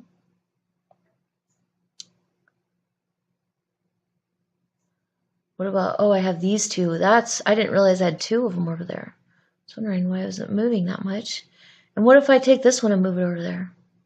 Do you notice how the mean is really affected by the data moving? But the median stays pretty much the same, not moving that much. And my standard deviation is really dependent on how far spread apart my data is. So the standard deviation tells me the average spread between the data points. And I'm just, messing around with this, but you guys can follow this lesson down here and make some inferences. Use this applet to make some inferences for your summary here, and then also watch these videos, and it'll all make a lot more sense. I'm going to prepare to do number 4 with you guys in another video, so I'll see you here in just a minute. Hello scholars, are you ready to have a look at number 4 of your Module 1 Course Overview Excel report? We are going to look at creating a bell-shaped curve. So we have a set of data reported by the College Board of SAT scores from the early hundreds, or thousands, I mean. This is like the year 2000, 2001, 2003. And it's normally distributed with a mean of 1,068 and a standard deviation of 230. And the instructions here are to create a bell-shaped curve using the data. And here, there's a YouTube video here. This is where I learned how to do this just a couple hours ago now, earlier today. And this is a really great guy. You might want to save him to your favorites. I subscribe to his station. I love his Excel videos. He's called Mr. Excel, and he's pretty rockin'. Easy to understand, with a very pleasant voice. All right, so let's look at what else? The percentage of students who scored. We'll look at all that here in a little bit. Let's go ahead and get started with creating our chart. Labeling number 4 here. I'm gonna keep this small. I know it's hard to see. I guess I'll make it small when we get to that point. I am gonna need a lot of space here. I'm just gonna go ahead and record my mean and my standard deviation, just so that I have that data. And it was 1,068, and my standard deviation. I'm gonna go ahead and put a font 10 here. Stand Dev. I just made it 10 font because it goes over just a little with 11. And my standard deviation is 230. And then I am going to center all this stuff just because I want to. And heck, I'm even going to surround it with a little borders and label that blue. All right, now what I have to do is create a very long set of data. I am trying to find the values that are going to go in. You see this bell-shaped curve right here? By this point, you guys should have looked at the bell-shaped curve. You had presentations, we did activities in class, and some other things. Those of you on the online course, you've watched videos, written reports, summarized, all kinds of different things. So the bell-shaped curve should be something you're familiar with. And I know that the center value is my mean, which is notated by the Greek letter M. We call it mu. And then we have our standard deviations. Our standard deviations tell us how spread apart the data is, which you inferred, or not inferred, but learned that in number 3. And we know that the first standard deviation is the mean plus the standard deviation and the mean minus the standard deviation. The second standard deviation is the mean minus 2 times the standard deviation. And then on the right-hand side, it's the mean plus 2 times the standard deviation. So all I'm going to do over here in Excel right now is I'm going to go ahead and create a little chart to record that, because I need these values for what I'm about to do. So I am going to create a little, first I'm going to make these bold. First I'm going to actually notate what I'm doing. I'm going to do first here the mean minus 3 standard deviations. I'm actually creating this little bottom piece right here. I am going to insert a symbol. In your Greek alphabet, wherever you start on this thing, you just scroll down until you find your Greek alphabet. It's about 1/4 of the way down on mine. And you'll just start seeing all of those Greek letters. If it's Greek to you, then you're in the right place. Ha ha ha. Where are they? Did I not go down far enough?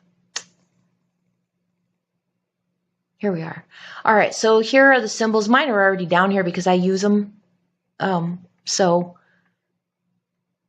I want you to see where it comes from. So here I have my mean.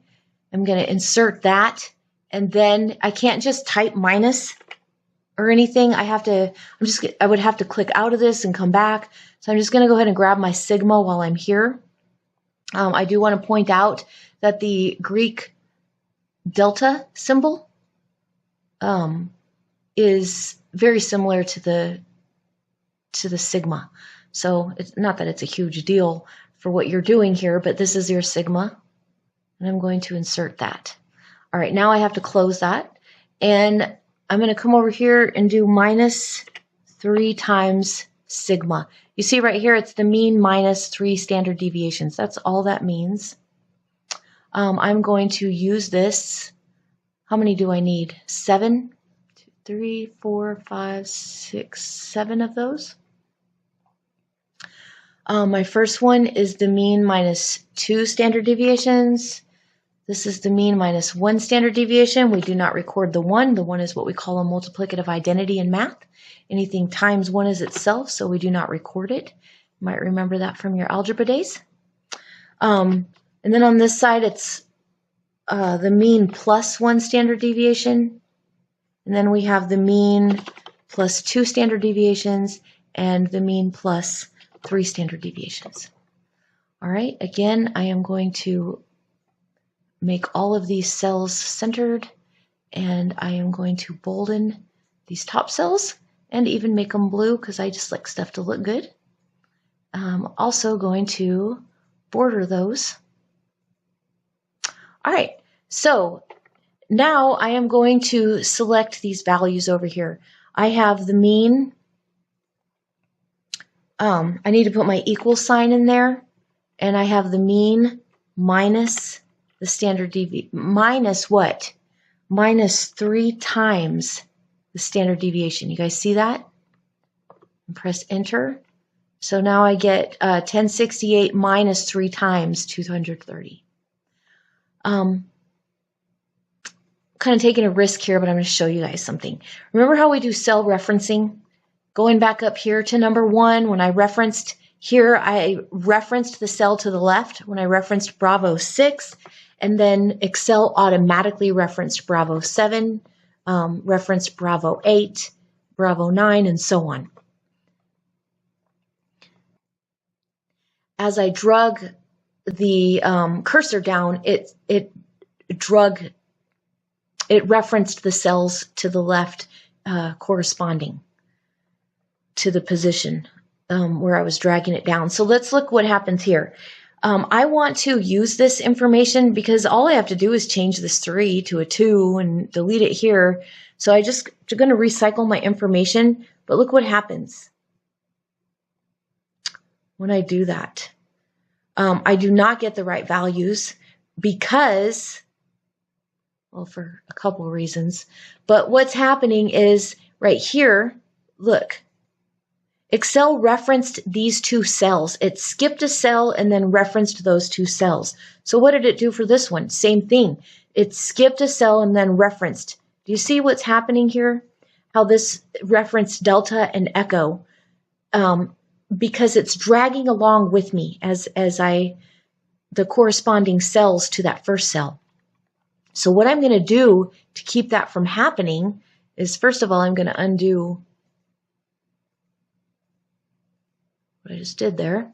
Now I am going to what we call do a lock. I'm going to lock these in place, which means that when I drag it, I want it to continue using just these 2 cells. And I do that by using a $sign. Why a $sign? Well, heck, I don't know. I assume that the reason it's a $sign is because by the time they realized they needed a cell lock symbol, there really probably weren't lots left. It's a nice, comfortable place on the keyboard. So whatever the reason is, I don't know. All right, now I am going to drag this across, and I should end up with the same value in every cell. Perfect. All right, things that are going to change. This one is 2 standard deviations, not 3. Enter. This one is one standard deviation, I can just change that 3 to a 1, or I can delete that. This one is just mu, no standard deviation, so I can delete all that. Let's see, this one is a +1. So change all that to a plus, enter. This one is +2.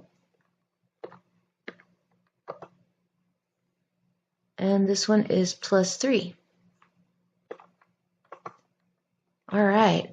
All right, now I see that from 3 standard deviations to the left of the mean, my number is 378, and 3 standard deviations to the right of the mean, my number is 1758. So, let's see, what I have to do now is I have to create a set of numbers from 378 to 1758. Remember, you guys, this is practice playing with Excel. When we get to this module, we'll look at more stuff. I just want you guys to be familiar with all the different ways to use Excel, the different ways to click, and all the cool stuff we can do. All right, so this is a really long set of data, and I still have to make a pie chart for the last 2 problems for numbers 5 and 6. So because I have to go down so far, you'll see here in a minute what I'm talking about. I'm going to leave myself plenty of space down here for numbers 5 and 6. So I'm going to actually go ahead and do this over here. All right, so I need to create all digits from 378 to 1750. If there's an easier way to do this, I do not know what it is.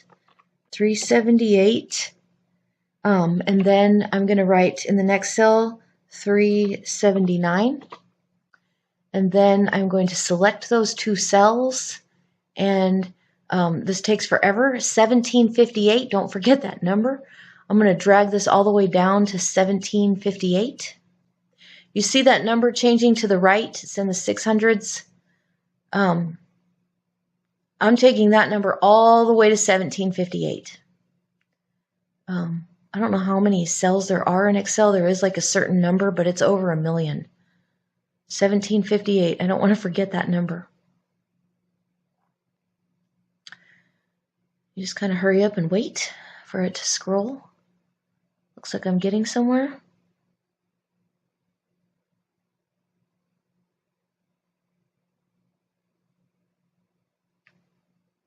Once I establish this, I won't have to keep scrolling. I learned today by watching another video.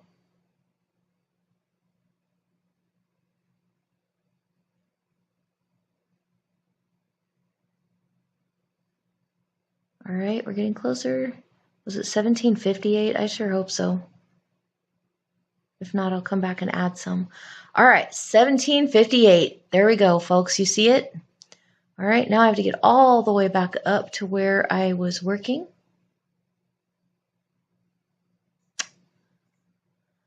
All right, now I am going to create a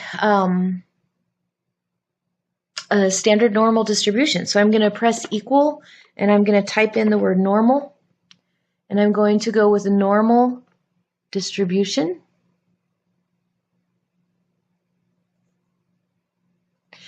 And my normal distribution wants my x value, which is going to be every single number to the left here. All of these numbers are going to get dragged down to create a set of data. So I select that value, comma. Now it wants my mean, comma, my standard deviation. But don't forget, once I drag this all the way down to get that x value, it's going to also drag it all the way down to get my mean and my standard deviation. So I have to lock those cells. And we just do that by sticking a $sign before and after the letter part of the address. $sign. I use my arrows on this, but sometimes it confuses Excel and does weird stuff, so $sign. And then we have the last part of this, the cumulative part. Well, no, that's false. We're going to keep using false here. Close parentheses and enter. Now, remember how we had to drag this down before. I actually didn't actually learn this until I was looking up some stuff about your little summary about the relationships for number 3. That's where I learned this. Now that I referenced that cell to the left, instead of dragging this down, I can actually just double click on it. But my cursor has to be right. That's not the right cursor. I don't know if my cursor's white and I double click, then that's what I get. So I do have to have my cursor as that little black cross, and then I click, click. You ready? Click, click. And I can prove it to you, even though I don't want to, but it does actually stop where my data runs out. Pretty cool, huh? All right, so now I am going to select all of this data, which again, I can just do the click, click. Yay. And then I am going to insert a scatter plot with smooth lines. Whoa, look at that. Isn't that amazing? This is so cool. All right, so here's my scatter plot. You can see, look at my mean. It is right where it said it was. I'm even going to take this little chart that I created, and I am going to drag it right down here. I don't know, is that going to work? I guess I can kind of move this over. I said 1200, I meant the 1068. But I can just move my graph over down there, and I can do all kinds of other cool stuff. But then, of course, you do want to label this. These are College Board SAT scores from the early thousands. Sorry that you cannot cut and paste out like I can. You'll just have to type it in. College Board SAT scores in the early thousands. I want to close this out. I'm going to add some labels. My access titles are very important. I always have to have my graphs and charts labeled for my story. And these are the, what was this value? These are the actual scores. Is that what it was?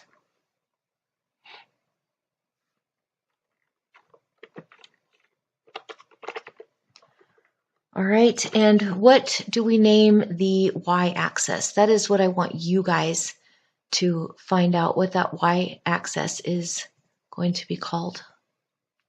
Make this a little bit bigger here. All right, now I am going to do some other stuff. I have some other questions to answer for this problem. I've created my bell-shaped curve. Everything's looking really good here. I love how it looks. I can even fancy up my design a little bit if I want to. I have all kinds of different things I can experiment with. What's this fuzzy looking thing? Oh, definitely don't want to do that. Oh, thank goodness it did not ruin anything. All right, so let's quit playing for now and just keep on with the video. So it says, what percentage of students scored over 608? Well, you guys see this bell-shaped curve here, and here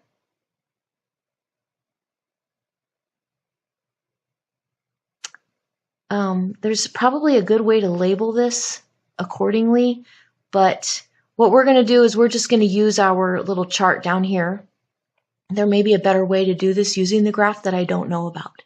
But let's just go ahead and I'm just going to grab this image. Oh gosh, you guys want me to show you something really cool?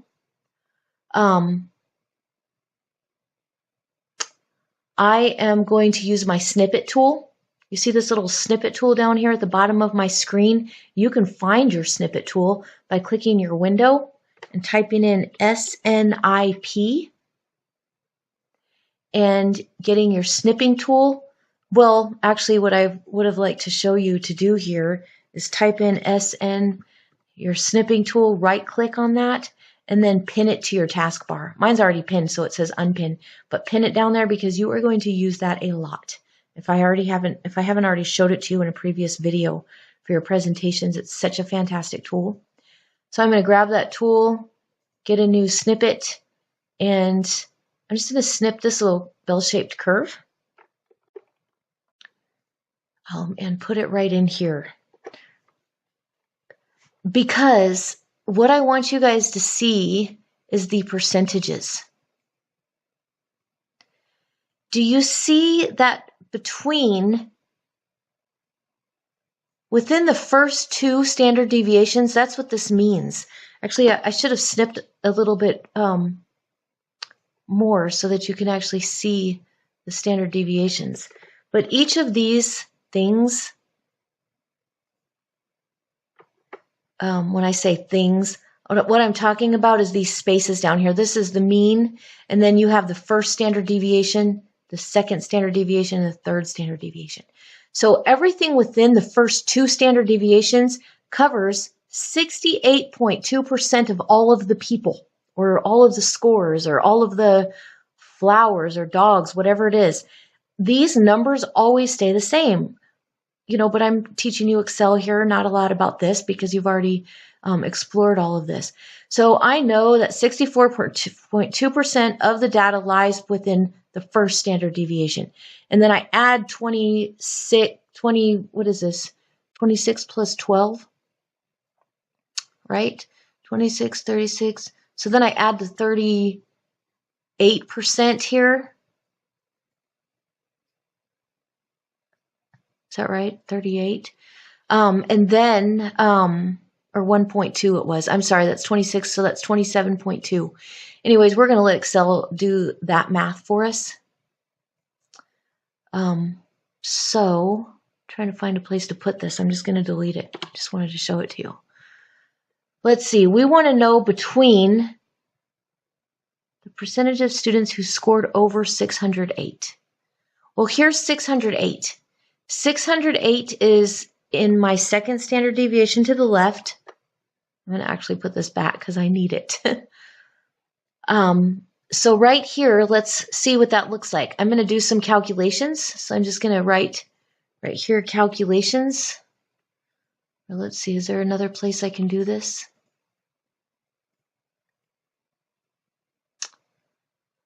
Well, it doesn't matter. We'll just do it right here. Calculations.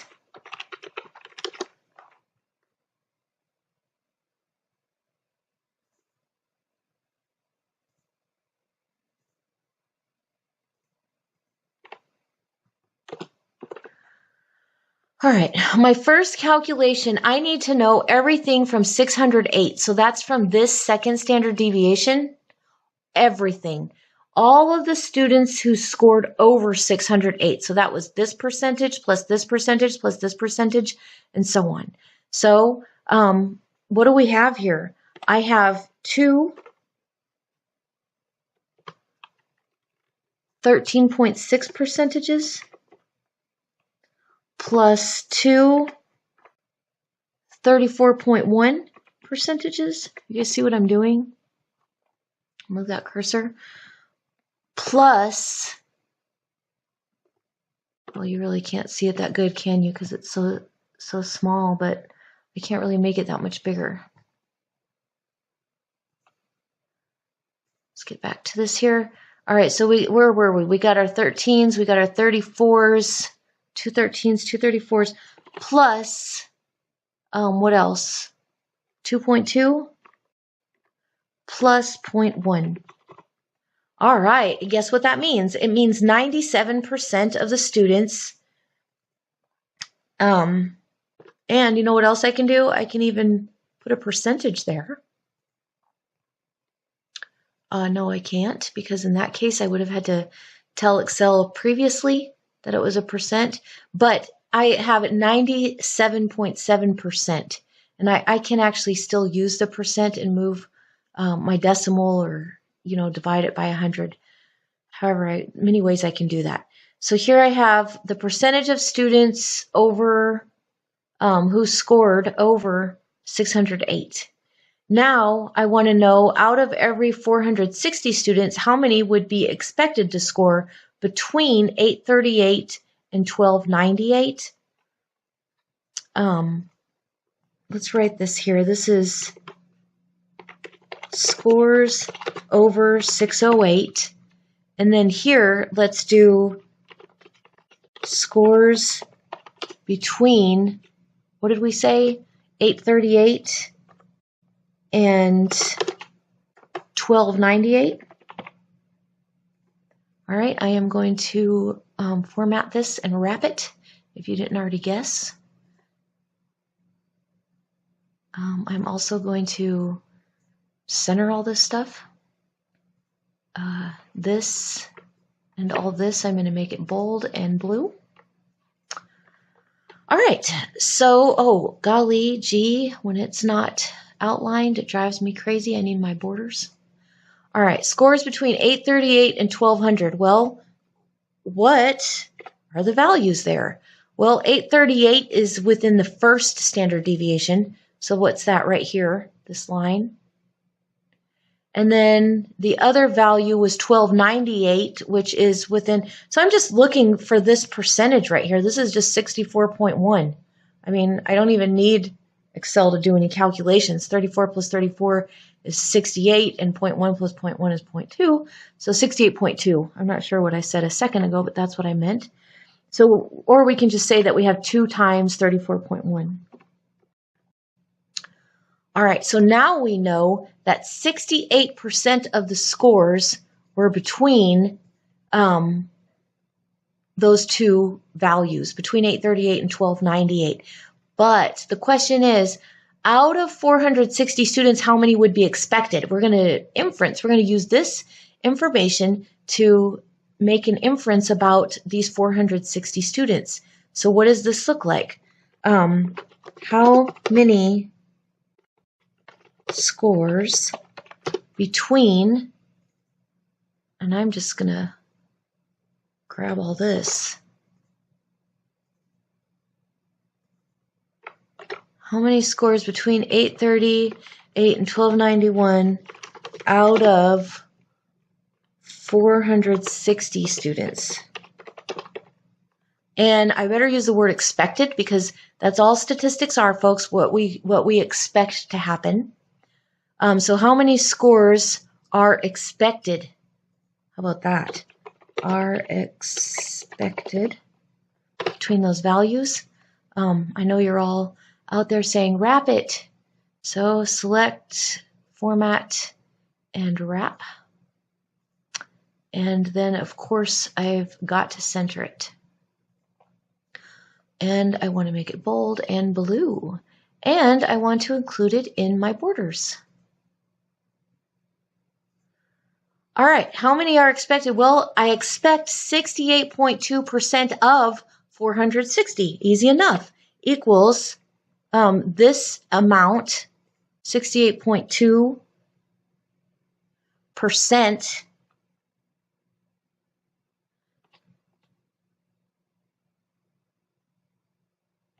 Well, I can put percent. There are a lot of things I can do here. I'm going to go ahead and just type it in to remind you guys that that was 68.2%. And in order to use it for multiplication, I move my decimal 2 places to the left. So that's 0.682. And there are other things that I could have done here. When I did my calculations here, I could have used a percent, moved my decimal, and then included the percent symbol, different things that I can do.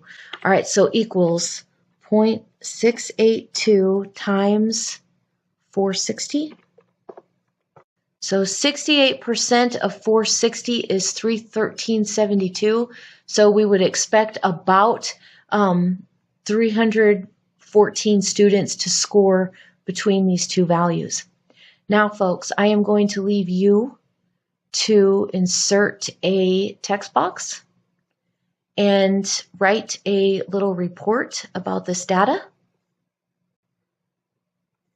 talk to me about the scores here, how many students scored, and tell me about the standard deviation and the percentages. Just give me some information about the problem that we just solved.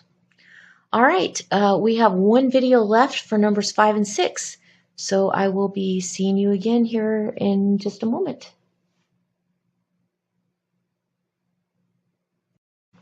Welcome, scholars. Are you ready to finish up our Excel report for Module 1? We are going to go ahead and do numbers 5 and 6 together in one video. I know I said that about numbers 3 and 4, but 5 and 6 really are a combo problem here. And plus this one's not terribly difficult. What we're doing is we're looking at a pie chart for Edwin's fixed expenses. That means the expenses that he has every single month, not his fluctuating expenses. Like, I don't see groceries on here. What else? Probably lots of things I don't see on here. Eating out and whatever else. It's got a pretty good list of things, but there are surely more items that could go on here. Does he get massages? Does he, well, he does go to the gym, doesn't he? It's on here. So anyway, there are a lot of expenses that are not included here. So what we're going to do is, I'm just going to label this 5 and 6 all in one shot. And you will have to type all this in. I, again, get to actually cut and paste this. I was not able to cut and paste this information from the book, so I did actually have to type all of the data on this entire Word document myself. Just so you know, I did have to actually type it myself too. Just at a different time. All right, this is in a 10 font just so that it will fit. I'm going to go ahead and change it to a 12. And then I am going to, oh, okay. Everything's wrapped, so that's good. I could extend it. There are some different things I could do here. I guess I'll go ahead and do that. Just kind of make it a little bit bigger. All right, so now I have his expenses here, and the directions are to find out how much money he will have, how much money he will have left over every month after paying these fixed expenses. Given that his monthly take-home pay is $3,008.97, easy enough. All I have to do in this case is I'm going to put another column down, or another little row down here that says total. And then I am going to select these cells. Oops. Select these cells, and I'm going to get my sum. The sigma here is just a symbol for adding things together. That's all it means. All right, so I'm going to go ahead also and make that blue. And you know, you could choose different colors. Still want peach? We can make it peach. And then I guess I can go ahead and do that right here. Just kind of add that little extra row down there because I'm going to need it when I calculate the difference.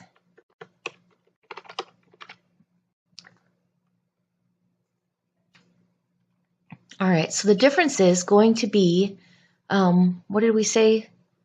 I'm cutting and pasting again because I can. The difference between the two is his total take-home pay minus the sum of his expenses. Excel found an error. What is it? I don't know. But let's see what we got here. We have the difference between $3,008.99 minus $1,703. It looks like I could double click this and it will, a student taught me that the other day. Double click this cell. I guess it doesn't always work. But what the student did is they double clicked it and it auto fit the number into there. But I guess that number was just too big. It wasn't going to auto fit no matter what. So I just had to extend the cell a little bit just to go back and show you what just happened. I had all of those pound signs or hashtags, whatever you guys call them, those pound signs inside that cell because the data was too big to fit in the cell. So I just went ahead and made the cell bigger, a little bit bigger, and it fit the data in there. All right, and let's go ahead and just show the difference with some different color. All right, now what do I need to do? I have this last leftover amount. How am I going to notate that? Because, well, I'm not going to make my little Excel report yet. I'm going to go ahead and make my Excel report. You can go ahead and make your Excel report for numbers 5 and 6 combined. And what I'm going to do here is create another chart. Okay, so now we found the difference. He has $1,703 left over after his monthly expenses are calculated. So I can call that miscellaneous. So that'll work. Let's go ahead and do that. I'm going to go ahead and select this chart again. Control C. And I'm just going to go ahead and put it here.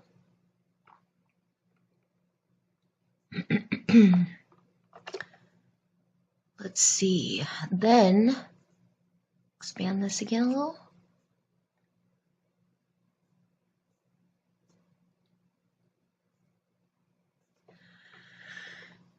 The reason that my numbers changed is because, wait, I didn't have any numbers changed.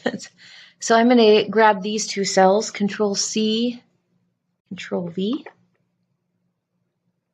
I'm going to have to extend this again.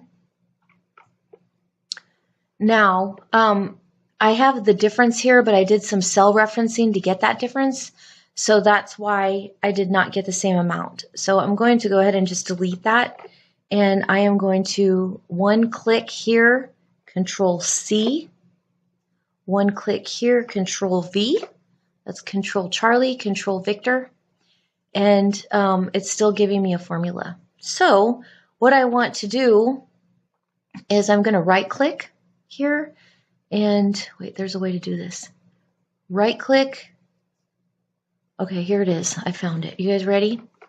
I want to copy this cell into the other cell for difference, but I want it to give me back the same value without cell referencing, because remember we used this cell to reference the 1703. We subtracted it. So in this case now I am going to Control C, Control Charlie, and then over here instead of Control Victor I am actually going to right click with my white cross mouse icon.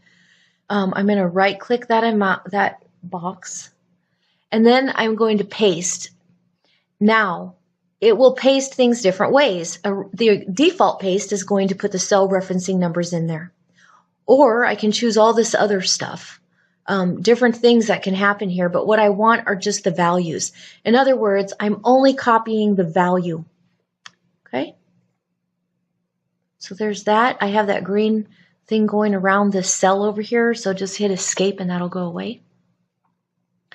I am going to make this the rest the same color as everything else, and I'm going to change it from difference to miscellaneous. I thought I changed this to white or no fill. Either way, you can either make it white or no fill. All of these are 12 font. This one's 11, so I'm going to change it to 12 also. And they're all in Romans. Just keep everything the same. I know it doesn't matter.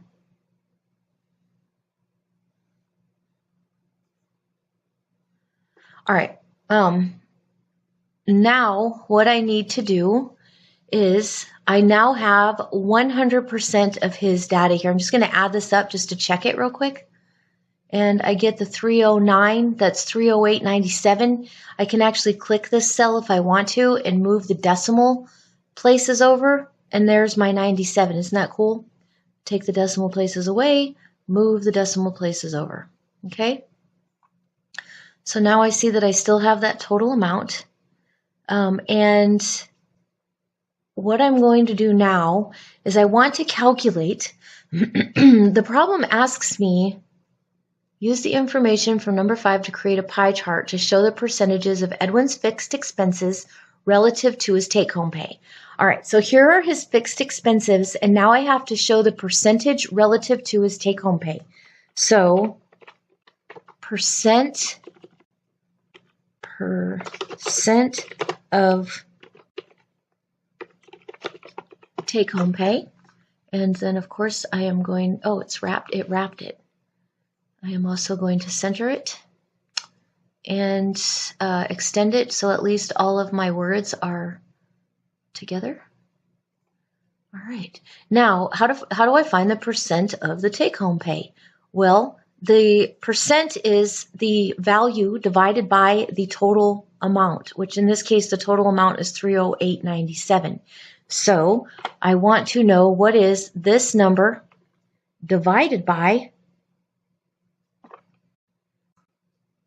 the total. And the total, in this case, is right here. I am going to drag this down. I'm going to use cell referencing. So because I'm going to drag it down, I want to lock this number in because this number is not going to get dragged down. That's how we should all be like this number. None of us should get dragged down. Always try to climb up. All right. So here, I'm just going to apply that all the way down here. And then I am going to turn that into a percentage. And maybe I want my percentages, I don't know. I could include some more decimals in my percentages if I wanted to. But let's keep this nice and clean and just have it to the rate to the whole integer, the nearest integer. Wow, Edwin's pretty lucky. He's got a nice chunk, 43% of his take-home pay he gets to spend on his miscellaneous or his fluctuating expenses. I mean, food is not on this list, but should definitely be, there should be an average expense for food on there. I'm sure that would take up a good percentage. All right, now it says that I need to do something else as well. From the 5, use the information from number 5 to create a pie chart. Edwin's fixed expenses relative to his take-home pay and the percentages of the pie chart relative to 360. Well, what that means, folks, is right here, percent of 360 degrees. Cool.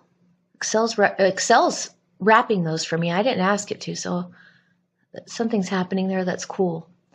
I'm going to put my degree symbol because it's going to drive me crazy if I don't. I could come over here to my Excel and cut and paste it, but I want to show you where I got it. I got it from symbols.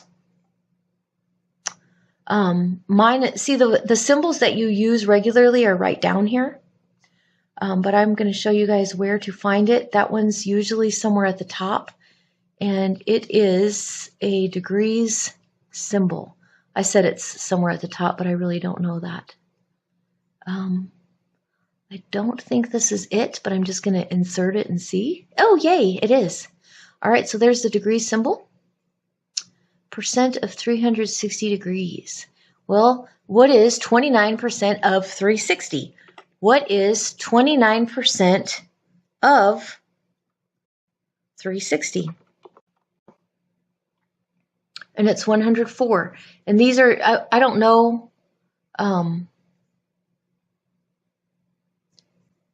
does it let me do degrees here? No. I don't know if I have percentage, custom, alignment, accounting. It doesn't have anything for degrees that I know of. So, but what this means, I am going to actually go ahead and get rid of all these extra decimals. And what this means is 104 degrees of my pie chart. So once my pie chart gets created, let's just create the pie chart and go ahead and look at it. I should double check to make sure my percentages sum up to be 100%.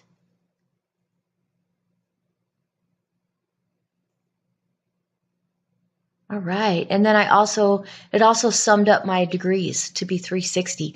So that was 100% of the money that he's spending is equal to 100% of the circle. That's what that means. And it's all equal to 100% of his take home pay. So those are the relations that we're looking at here.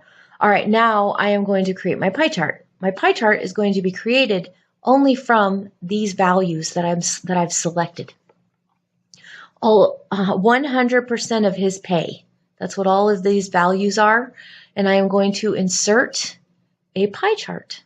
Everybody loves pie charts. For whatever reason, everybody just loves pie charts. I have some cool pie charts. I can take out specific pieces of data to show off. I can even create a pie chart that looks like a donut. Don't create this pie chart. It doesn't show. This is too much data to show.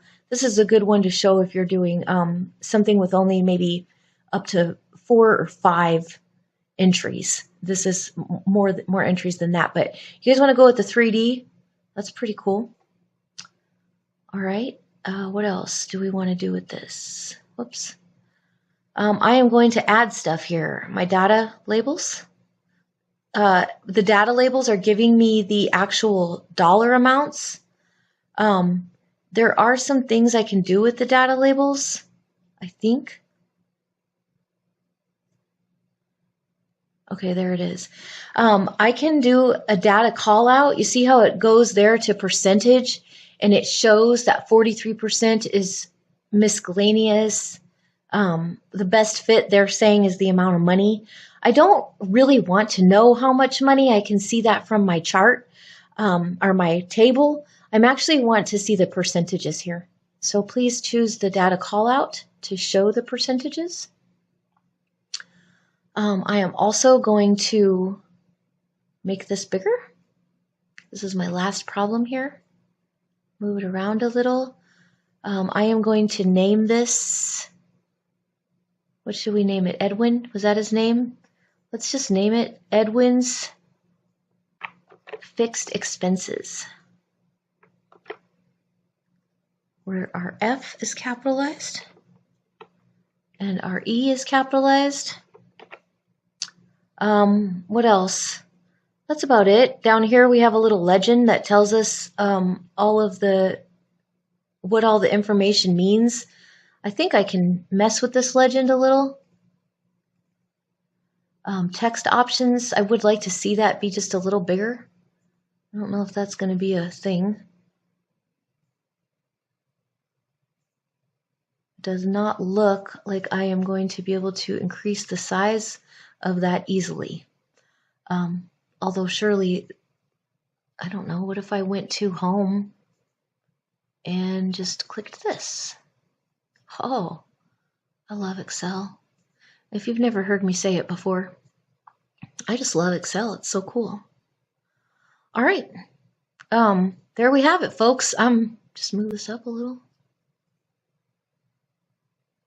Make this a little longer.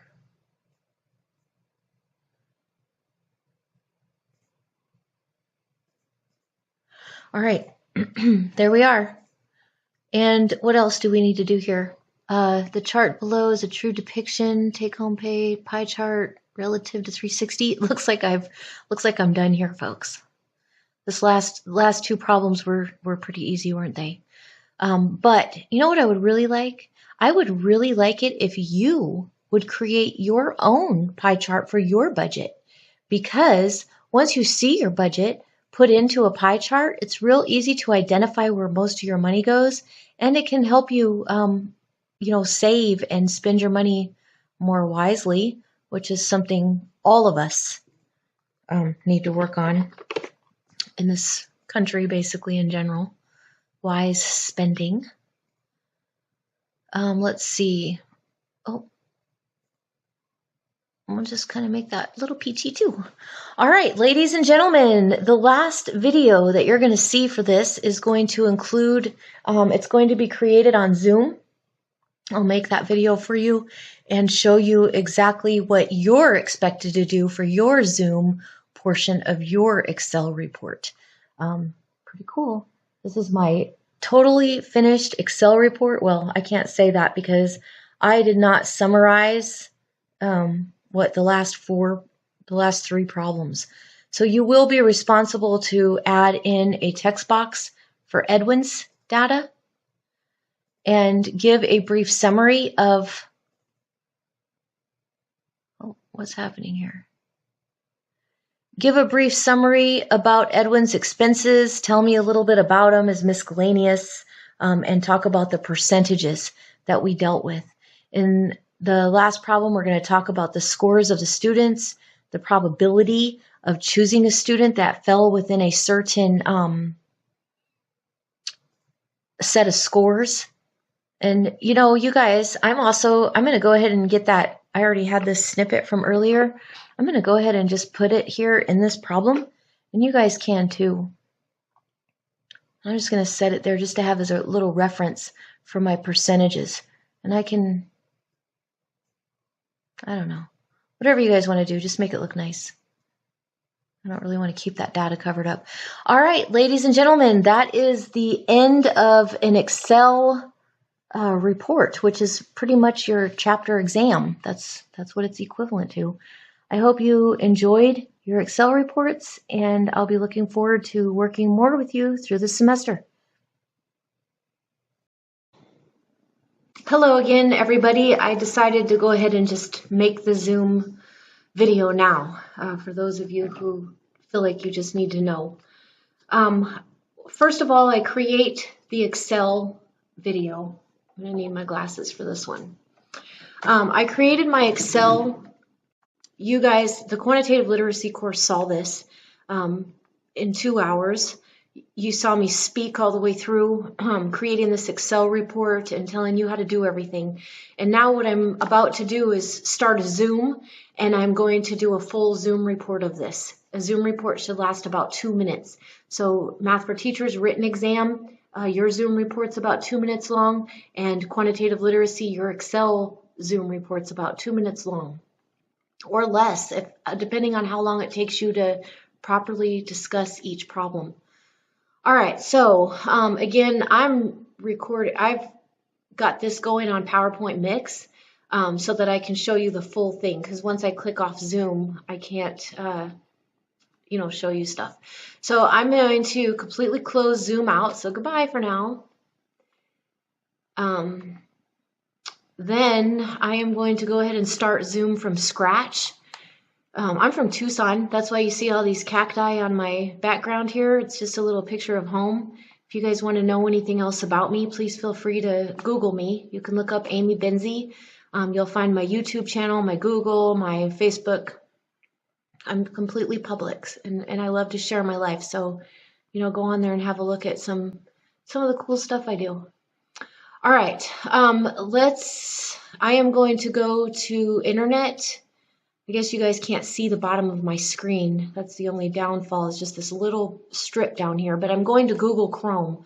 Guys, your labs, My Math Lab and Connect Math, all work better in Google Chrome, and so does Zoom. Right here, you guys will download Zoom. You will go to zoom.us and you will download Zoom onto your computer. It's super easy. Then you just click on, I have my little icons right here at the top of the screen. It's real easy to put them up there. You just click favorites. I delete the words because I only need icons. And once you go to your Zoom icon, now you're on this page. So you guys, once you create your account, you go to your Zoom homepage. It will look like this. And then you're going to go to host a meeting. Host a meeting with your video on. Zoom will take you through some setups to do, besides this. This is after you already have everything set up. I put a picture in. You guys can put a picture. You should put a picture there. And then I'm going to start my video. There are all kinds of settings you can mess with. Once you go to host a meeting, this will pop up. It may be a generic video, or it could really be you.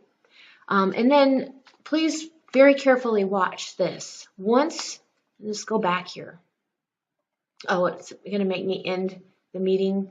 That's all right. We'll end the meeting. I am going to go back to, anytime you're lost and you can't figure out where your home screen is, you just click on Zoom. Or you could go back and click on the icon. To video yourself, you go to host a meeting with video on. And then once you get here, this is where you get the options. Right down here next to start video, you have this option to go to video settings. So at this point, go to video settings. And then a couple of things that you want to click are enable HD, because without that, look, see how bright I am with all those white spots? With that, you have to enable HD to get rid of that. And then if you want to look a little better, you can also touch up my appearance. I don't really see any difference that that made. Guess there's nothing to touch up. Just kidding. All right, so touch up my appearance, and then you want to definitely display participants on their video. Spotlight my video when I speak. That might be a good tool for presentations, group presentations. I don't know. I've never used it. I was using a different video software, which was much more complicated. I found Zoom, and I knew this was going to be the one for my classes. Other stuff, you can go to recordings, different things that you can look back here. Advanced features, that's where you can add your photo, your profile photo. Different things you can look at, explore. All right, so I'm going to start my video. I am going to unmute my video, which I'm actually recording you in a program within a program. So I'm using PowerPoint Mix right now to video this whole process so that I can show it to you from the top to the finish. And there's my little control for PowerPoint Mix. It's free. You can add it on, or your newest versions of PowerPoint actually come with it. And I'm happy to help anybody learn how to use that. Okay, so I have actually not started recording my Zoom yet. I am going to now hit record. So now I'm going to be recording within a recording. And it's the actual Zoom I'm going to upload to you guys. So once I hit record, I'm going to get professional with this, or whatever you want to call it. This is, once I hit record on this, this is what I expect from you guys for your Zoom report. All right, here we go. Hi, I'm about to do a Zoom report for Module 1, my course overview for quantitative literacy, and I'm Amy Binzie.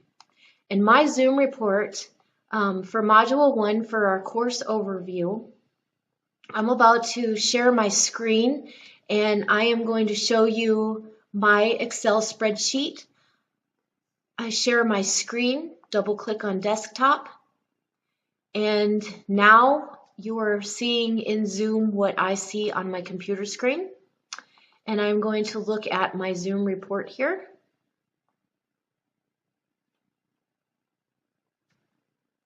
Oh, cool. So I can make this full screen. I know I'm talking a little bit extra.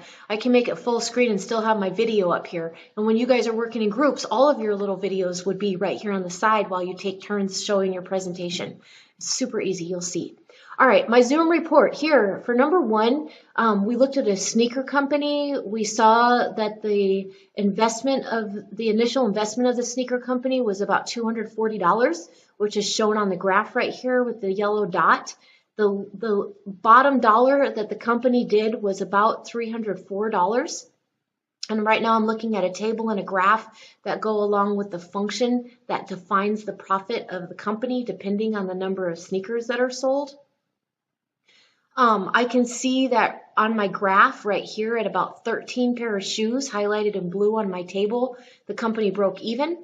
And then at the red dot and the red highlight on my table, the company reached about a $500 profit.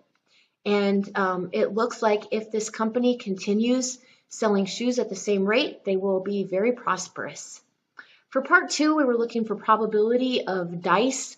Rolling, if I rolled 2 die, what's the probability of rolling a sum of 5? These little charts give me a sum of rolling a 1 and 1, a 1 and 2, a 1 and 3, and then if you look all the way over at the bottom right hand corner, I had a sum of 12, 6 plus 6. The probability of rolling a sum of 5 is 1, 2, 3, 4 out of 36, which came out to be about 11%. Here, the sum of rolling a 4 or a 9 came out to be 7 out of 36, which was about 19.5%. The probability of rolling doubles was 6 out of 36. Six different ways to roll doubles out of 36 possible ways things can happen. Came out to be about a little over 16.5% chance of rolling doubles. And then the probability of rolling just a sum of 12 was 1 out of 36, which was only about a 2.8% chance. Rolling a 12 was the least probable outcome of all of the outcomes in this problem. And then the most likely outcome would be rolling either a 4 or a 9 had the highest probability for this problem. Number 3, we're looking at building some different histograms.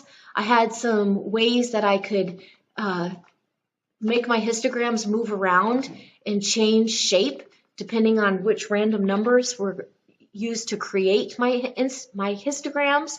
And I show all different kinds of shapes. I also calculated the mean, the median, and the standard deviation for each set. And then I Googled and looked up some information to find out about measure of center, which I found out measure of center is the mean or the median. The spread of the data, how spread apart the data is, was my standard deviation. A large standard deviation means my data is really spread apart, and a small standard deviation means that all my data is really squished together. And I could have outliers. If I have an outlier on the far left side, I would have a skewed left. If I have an outlier on the far right side, I would have a skewed right. Different distributions that I can have, and data can be normally distributed, which means that my histogram looks like a bell-shaped curve, which you can actually see in my next problem down here, or my data could be skewed left or right. Also, when I'm looking at a bell-shaped curve like I am in this problem where I'm looking at SAT scores for the early thousands, I can see that the average score was 1,068. There was a standard deviation, which means the data was spread apart by 230 on each side. The first standard deviation is the mean, the average minus 230, and then on the right is the average plus 230. And then I had to calculate the percentage of the people who scored between 838, first I have to find the probability that a person scored over 608. Well, 608 was right here on the first standard deviation, and I can see on my little chart right here that the first standard deviation, these are my percentages. I added them up and I found the percent of the population turned out to be about 97.7% scored more than 608.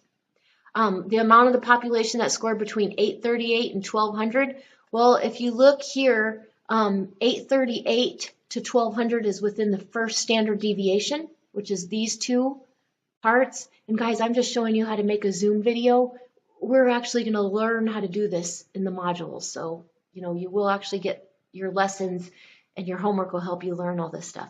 But anyway, within the first standard deviation from 838 to 1298, I can see that 34.1 plus 34.1, it looks like about 68.2% of the population scored in that range.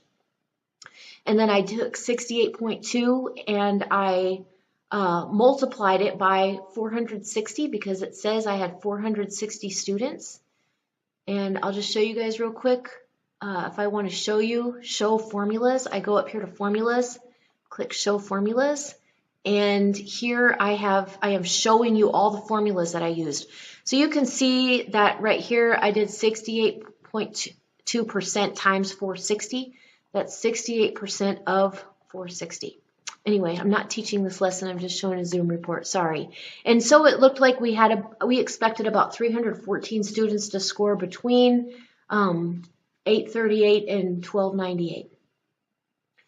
And then lastly, we combined the last two problems, number 5 and 6, into one, and we created a chart to show Edwin's fixed expenses, We created another chart to show the percentage of each of his incomes, as well as what percent that was of an entire circle. And we did that in order to create this pie chart. And we created this pie chart to show how much, give a nice visual of how much Edwin spends for each of his fixed incomes. That's my Zoom report for Module 1 exam. Don't forget, always show your formulas within your Zoom report. Very important to show those formulas. All right, I am now going to stop my screen share. Stop screen share. Then, in order to upload this video, I have to end my meeting. So I'm going to now end this meeting, at which time Zoom is now saving that meeting onto my computer. And I can just click on this little icon so you can see here that it's uploading. So we just kind of wait for that to upload. And while we're waiting for that, it might take too long. Let's look. What do I have down here? I think it was back up here. I want to show you guys, friend. I really should have asked your permission for this, but I'm just going to show it real quick because I know that you won't mind. You should always be proud of your work. You have the best work. Guys, when we're looking at for Math for Teachers, your written exam, you will complete your full written exam, write every problem out. These problems have to be written out from a teacher's perspective. So you have to show all of your work, always answer all the questions in full, and then you guys would go over your report exactly like the Excel people did, but you're going over a written report. And when you scan something in, it scans it all into one document. Please don't try to pass photos off as a scanned in assignment. It will never work. Photos do not work like a scanned assignment. All right, so we have let me go ahead and show you guys a couple things about Zoom while we're waiting. We'll just keep waiting for that to upload. Actually, okay, I was going to say I could just pause the video. I didn't think about that. But I'll just show you real quick. If you can't find your Zoom video, because when this gets done uploading, this box that we see right here, when this is done uploading, then the Zoom will pop right up. But if you click on something and you lose it, no big deal. You just click on your folders. And you have to make sure you're in the whole, like here's my desktop. And then you come right over here. I don't even know if it will be in desktop, but let's find out. And I'm just going to type in Zoom.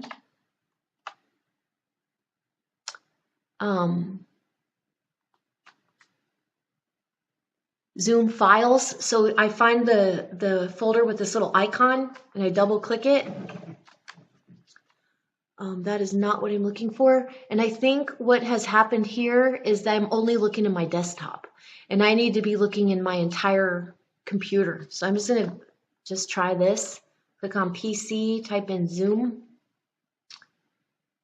And I might have too many things going on my computer here to really do work. But those Zoom files I can find them if I click off of that little upload. All right, folks, I am going to pause this and I'll come back when the information comes up. All right, so our video is about 98% finished uploading, and as far as the Zoom goes, once I typed in Zoom, you guys can go to your Zoom folder. It's this first one that just says Zoom, so if you do need to search for it, and then two things just happened simultaneously. First of all, this is what popped up when I was done recording. So this is what we've been waiting for. But you guys can also search your Zoom right here like I had showed you a minute ago, and then you just double click it and your Zoom videos will show up here. So if you can't find it, just go to your folders and search Zoom. But when your file is done uploading, it will pop right up here to Zoom. And in this case, you are going to simply go to the class YouTube page, which you get to that by going to your presentation. I should probably put this link in some other places, but your presentation instructions, this is the class YouTube right here. Actually, I'll put a link to this on the Blackboard pages. All right, so once you're here, you are going to upload the video to YouTube. Am I still recording up there? All right. And all you have to do is just click upload, go to that. I just clicked on the link, went to the YouTube page, and then clicked upload a video. And then I just swiped that right into YouTube there. And then YouTube will upload that video for me. I was actually uploading the other video that I made for you guys, which you're going to see here in just a few minutes. All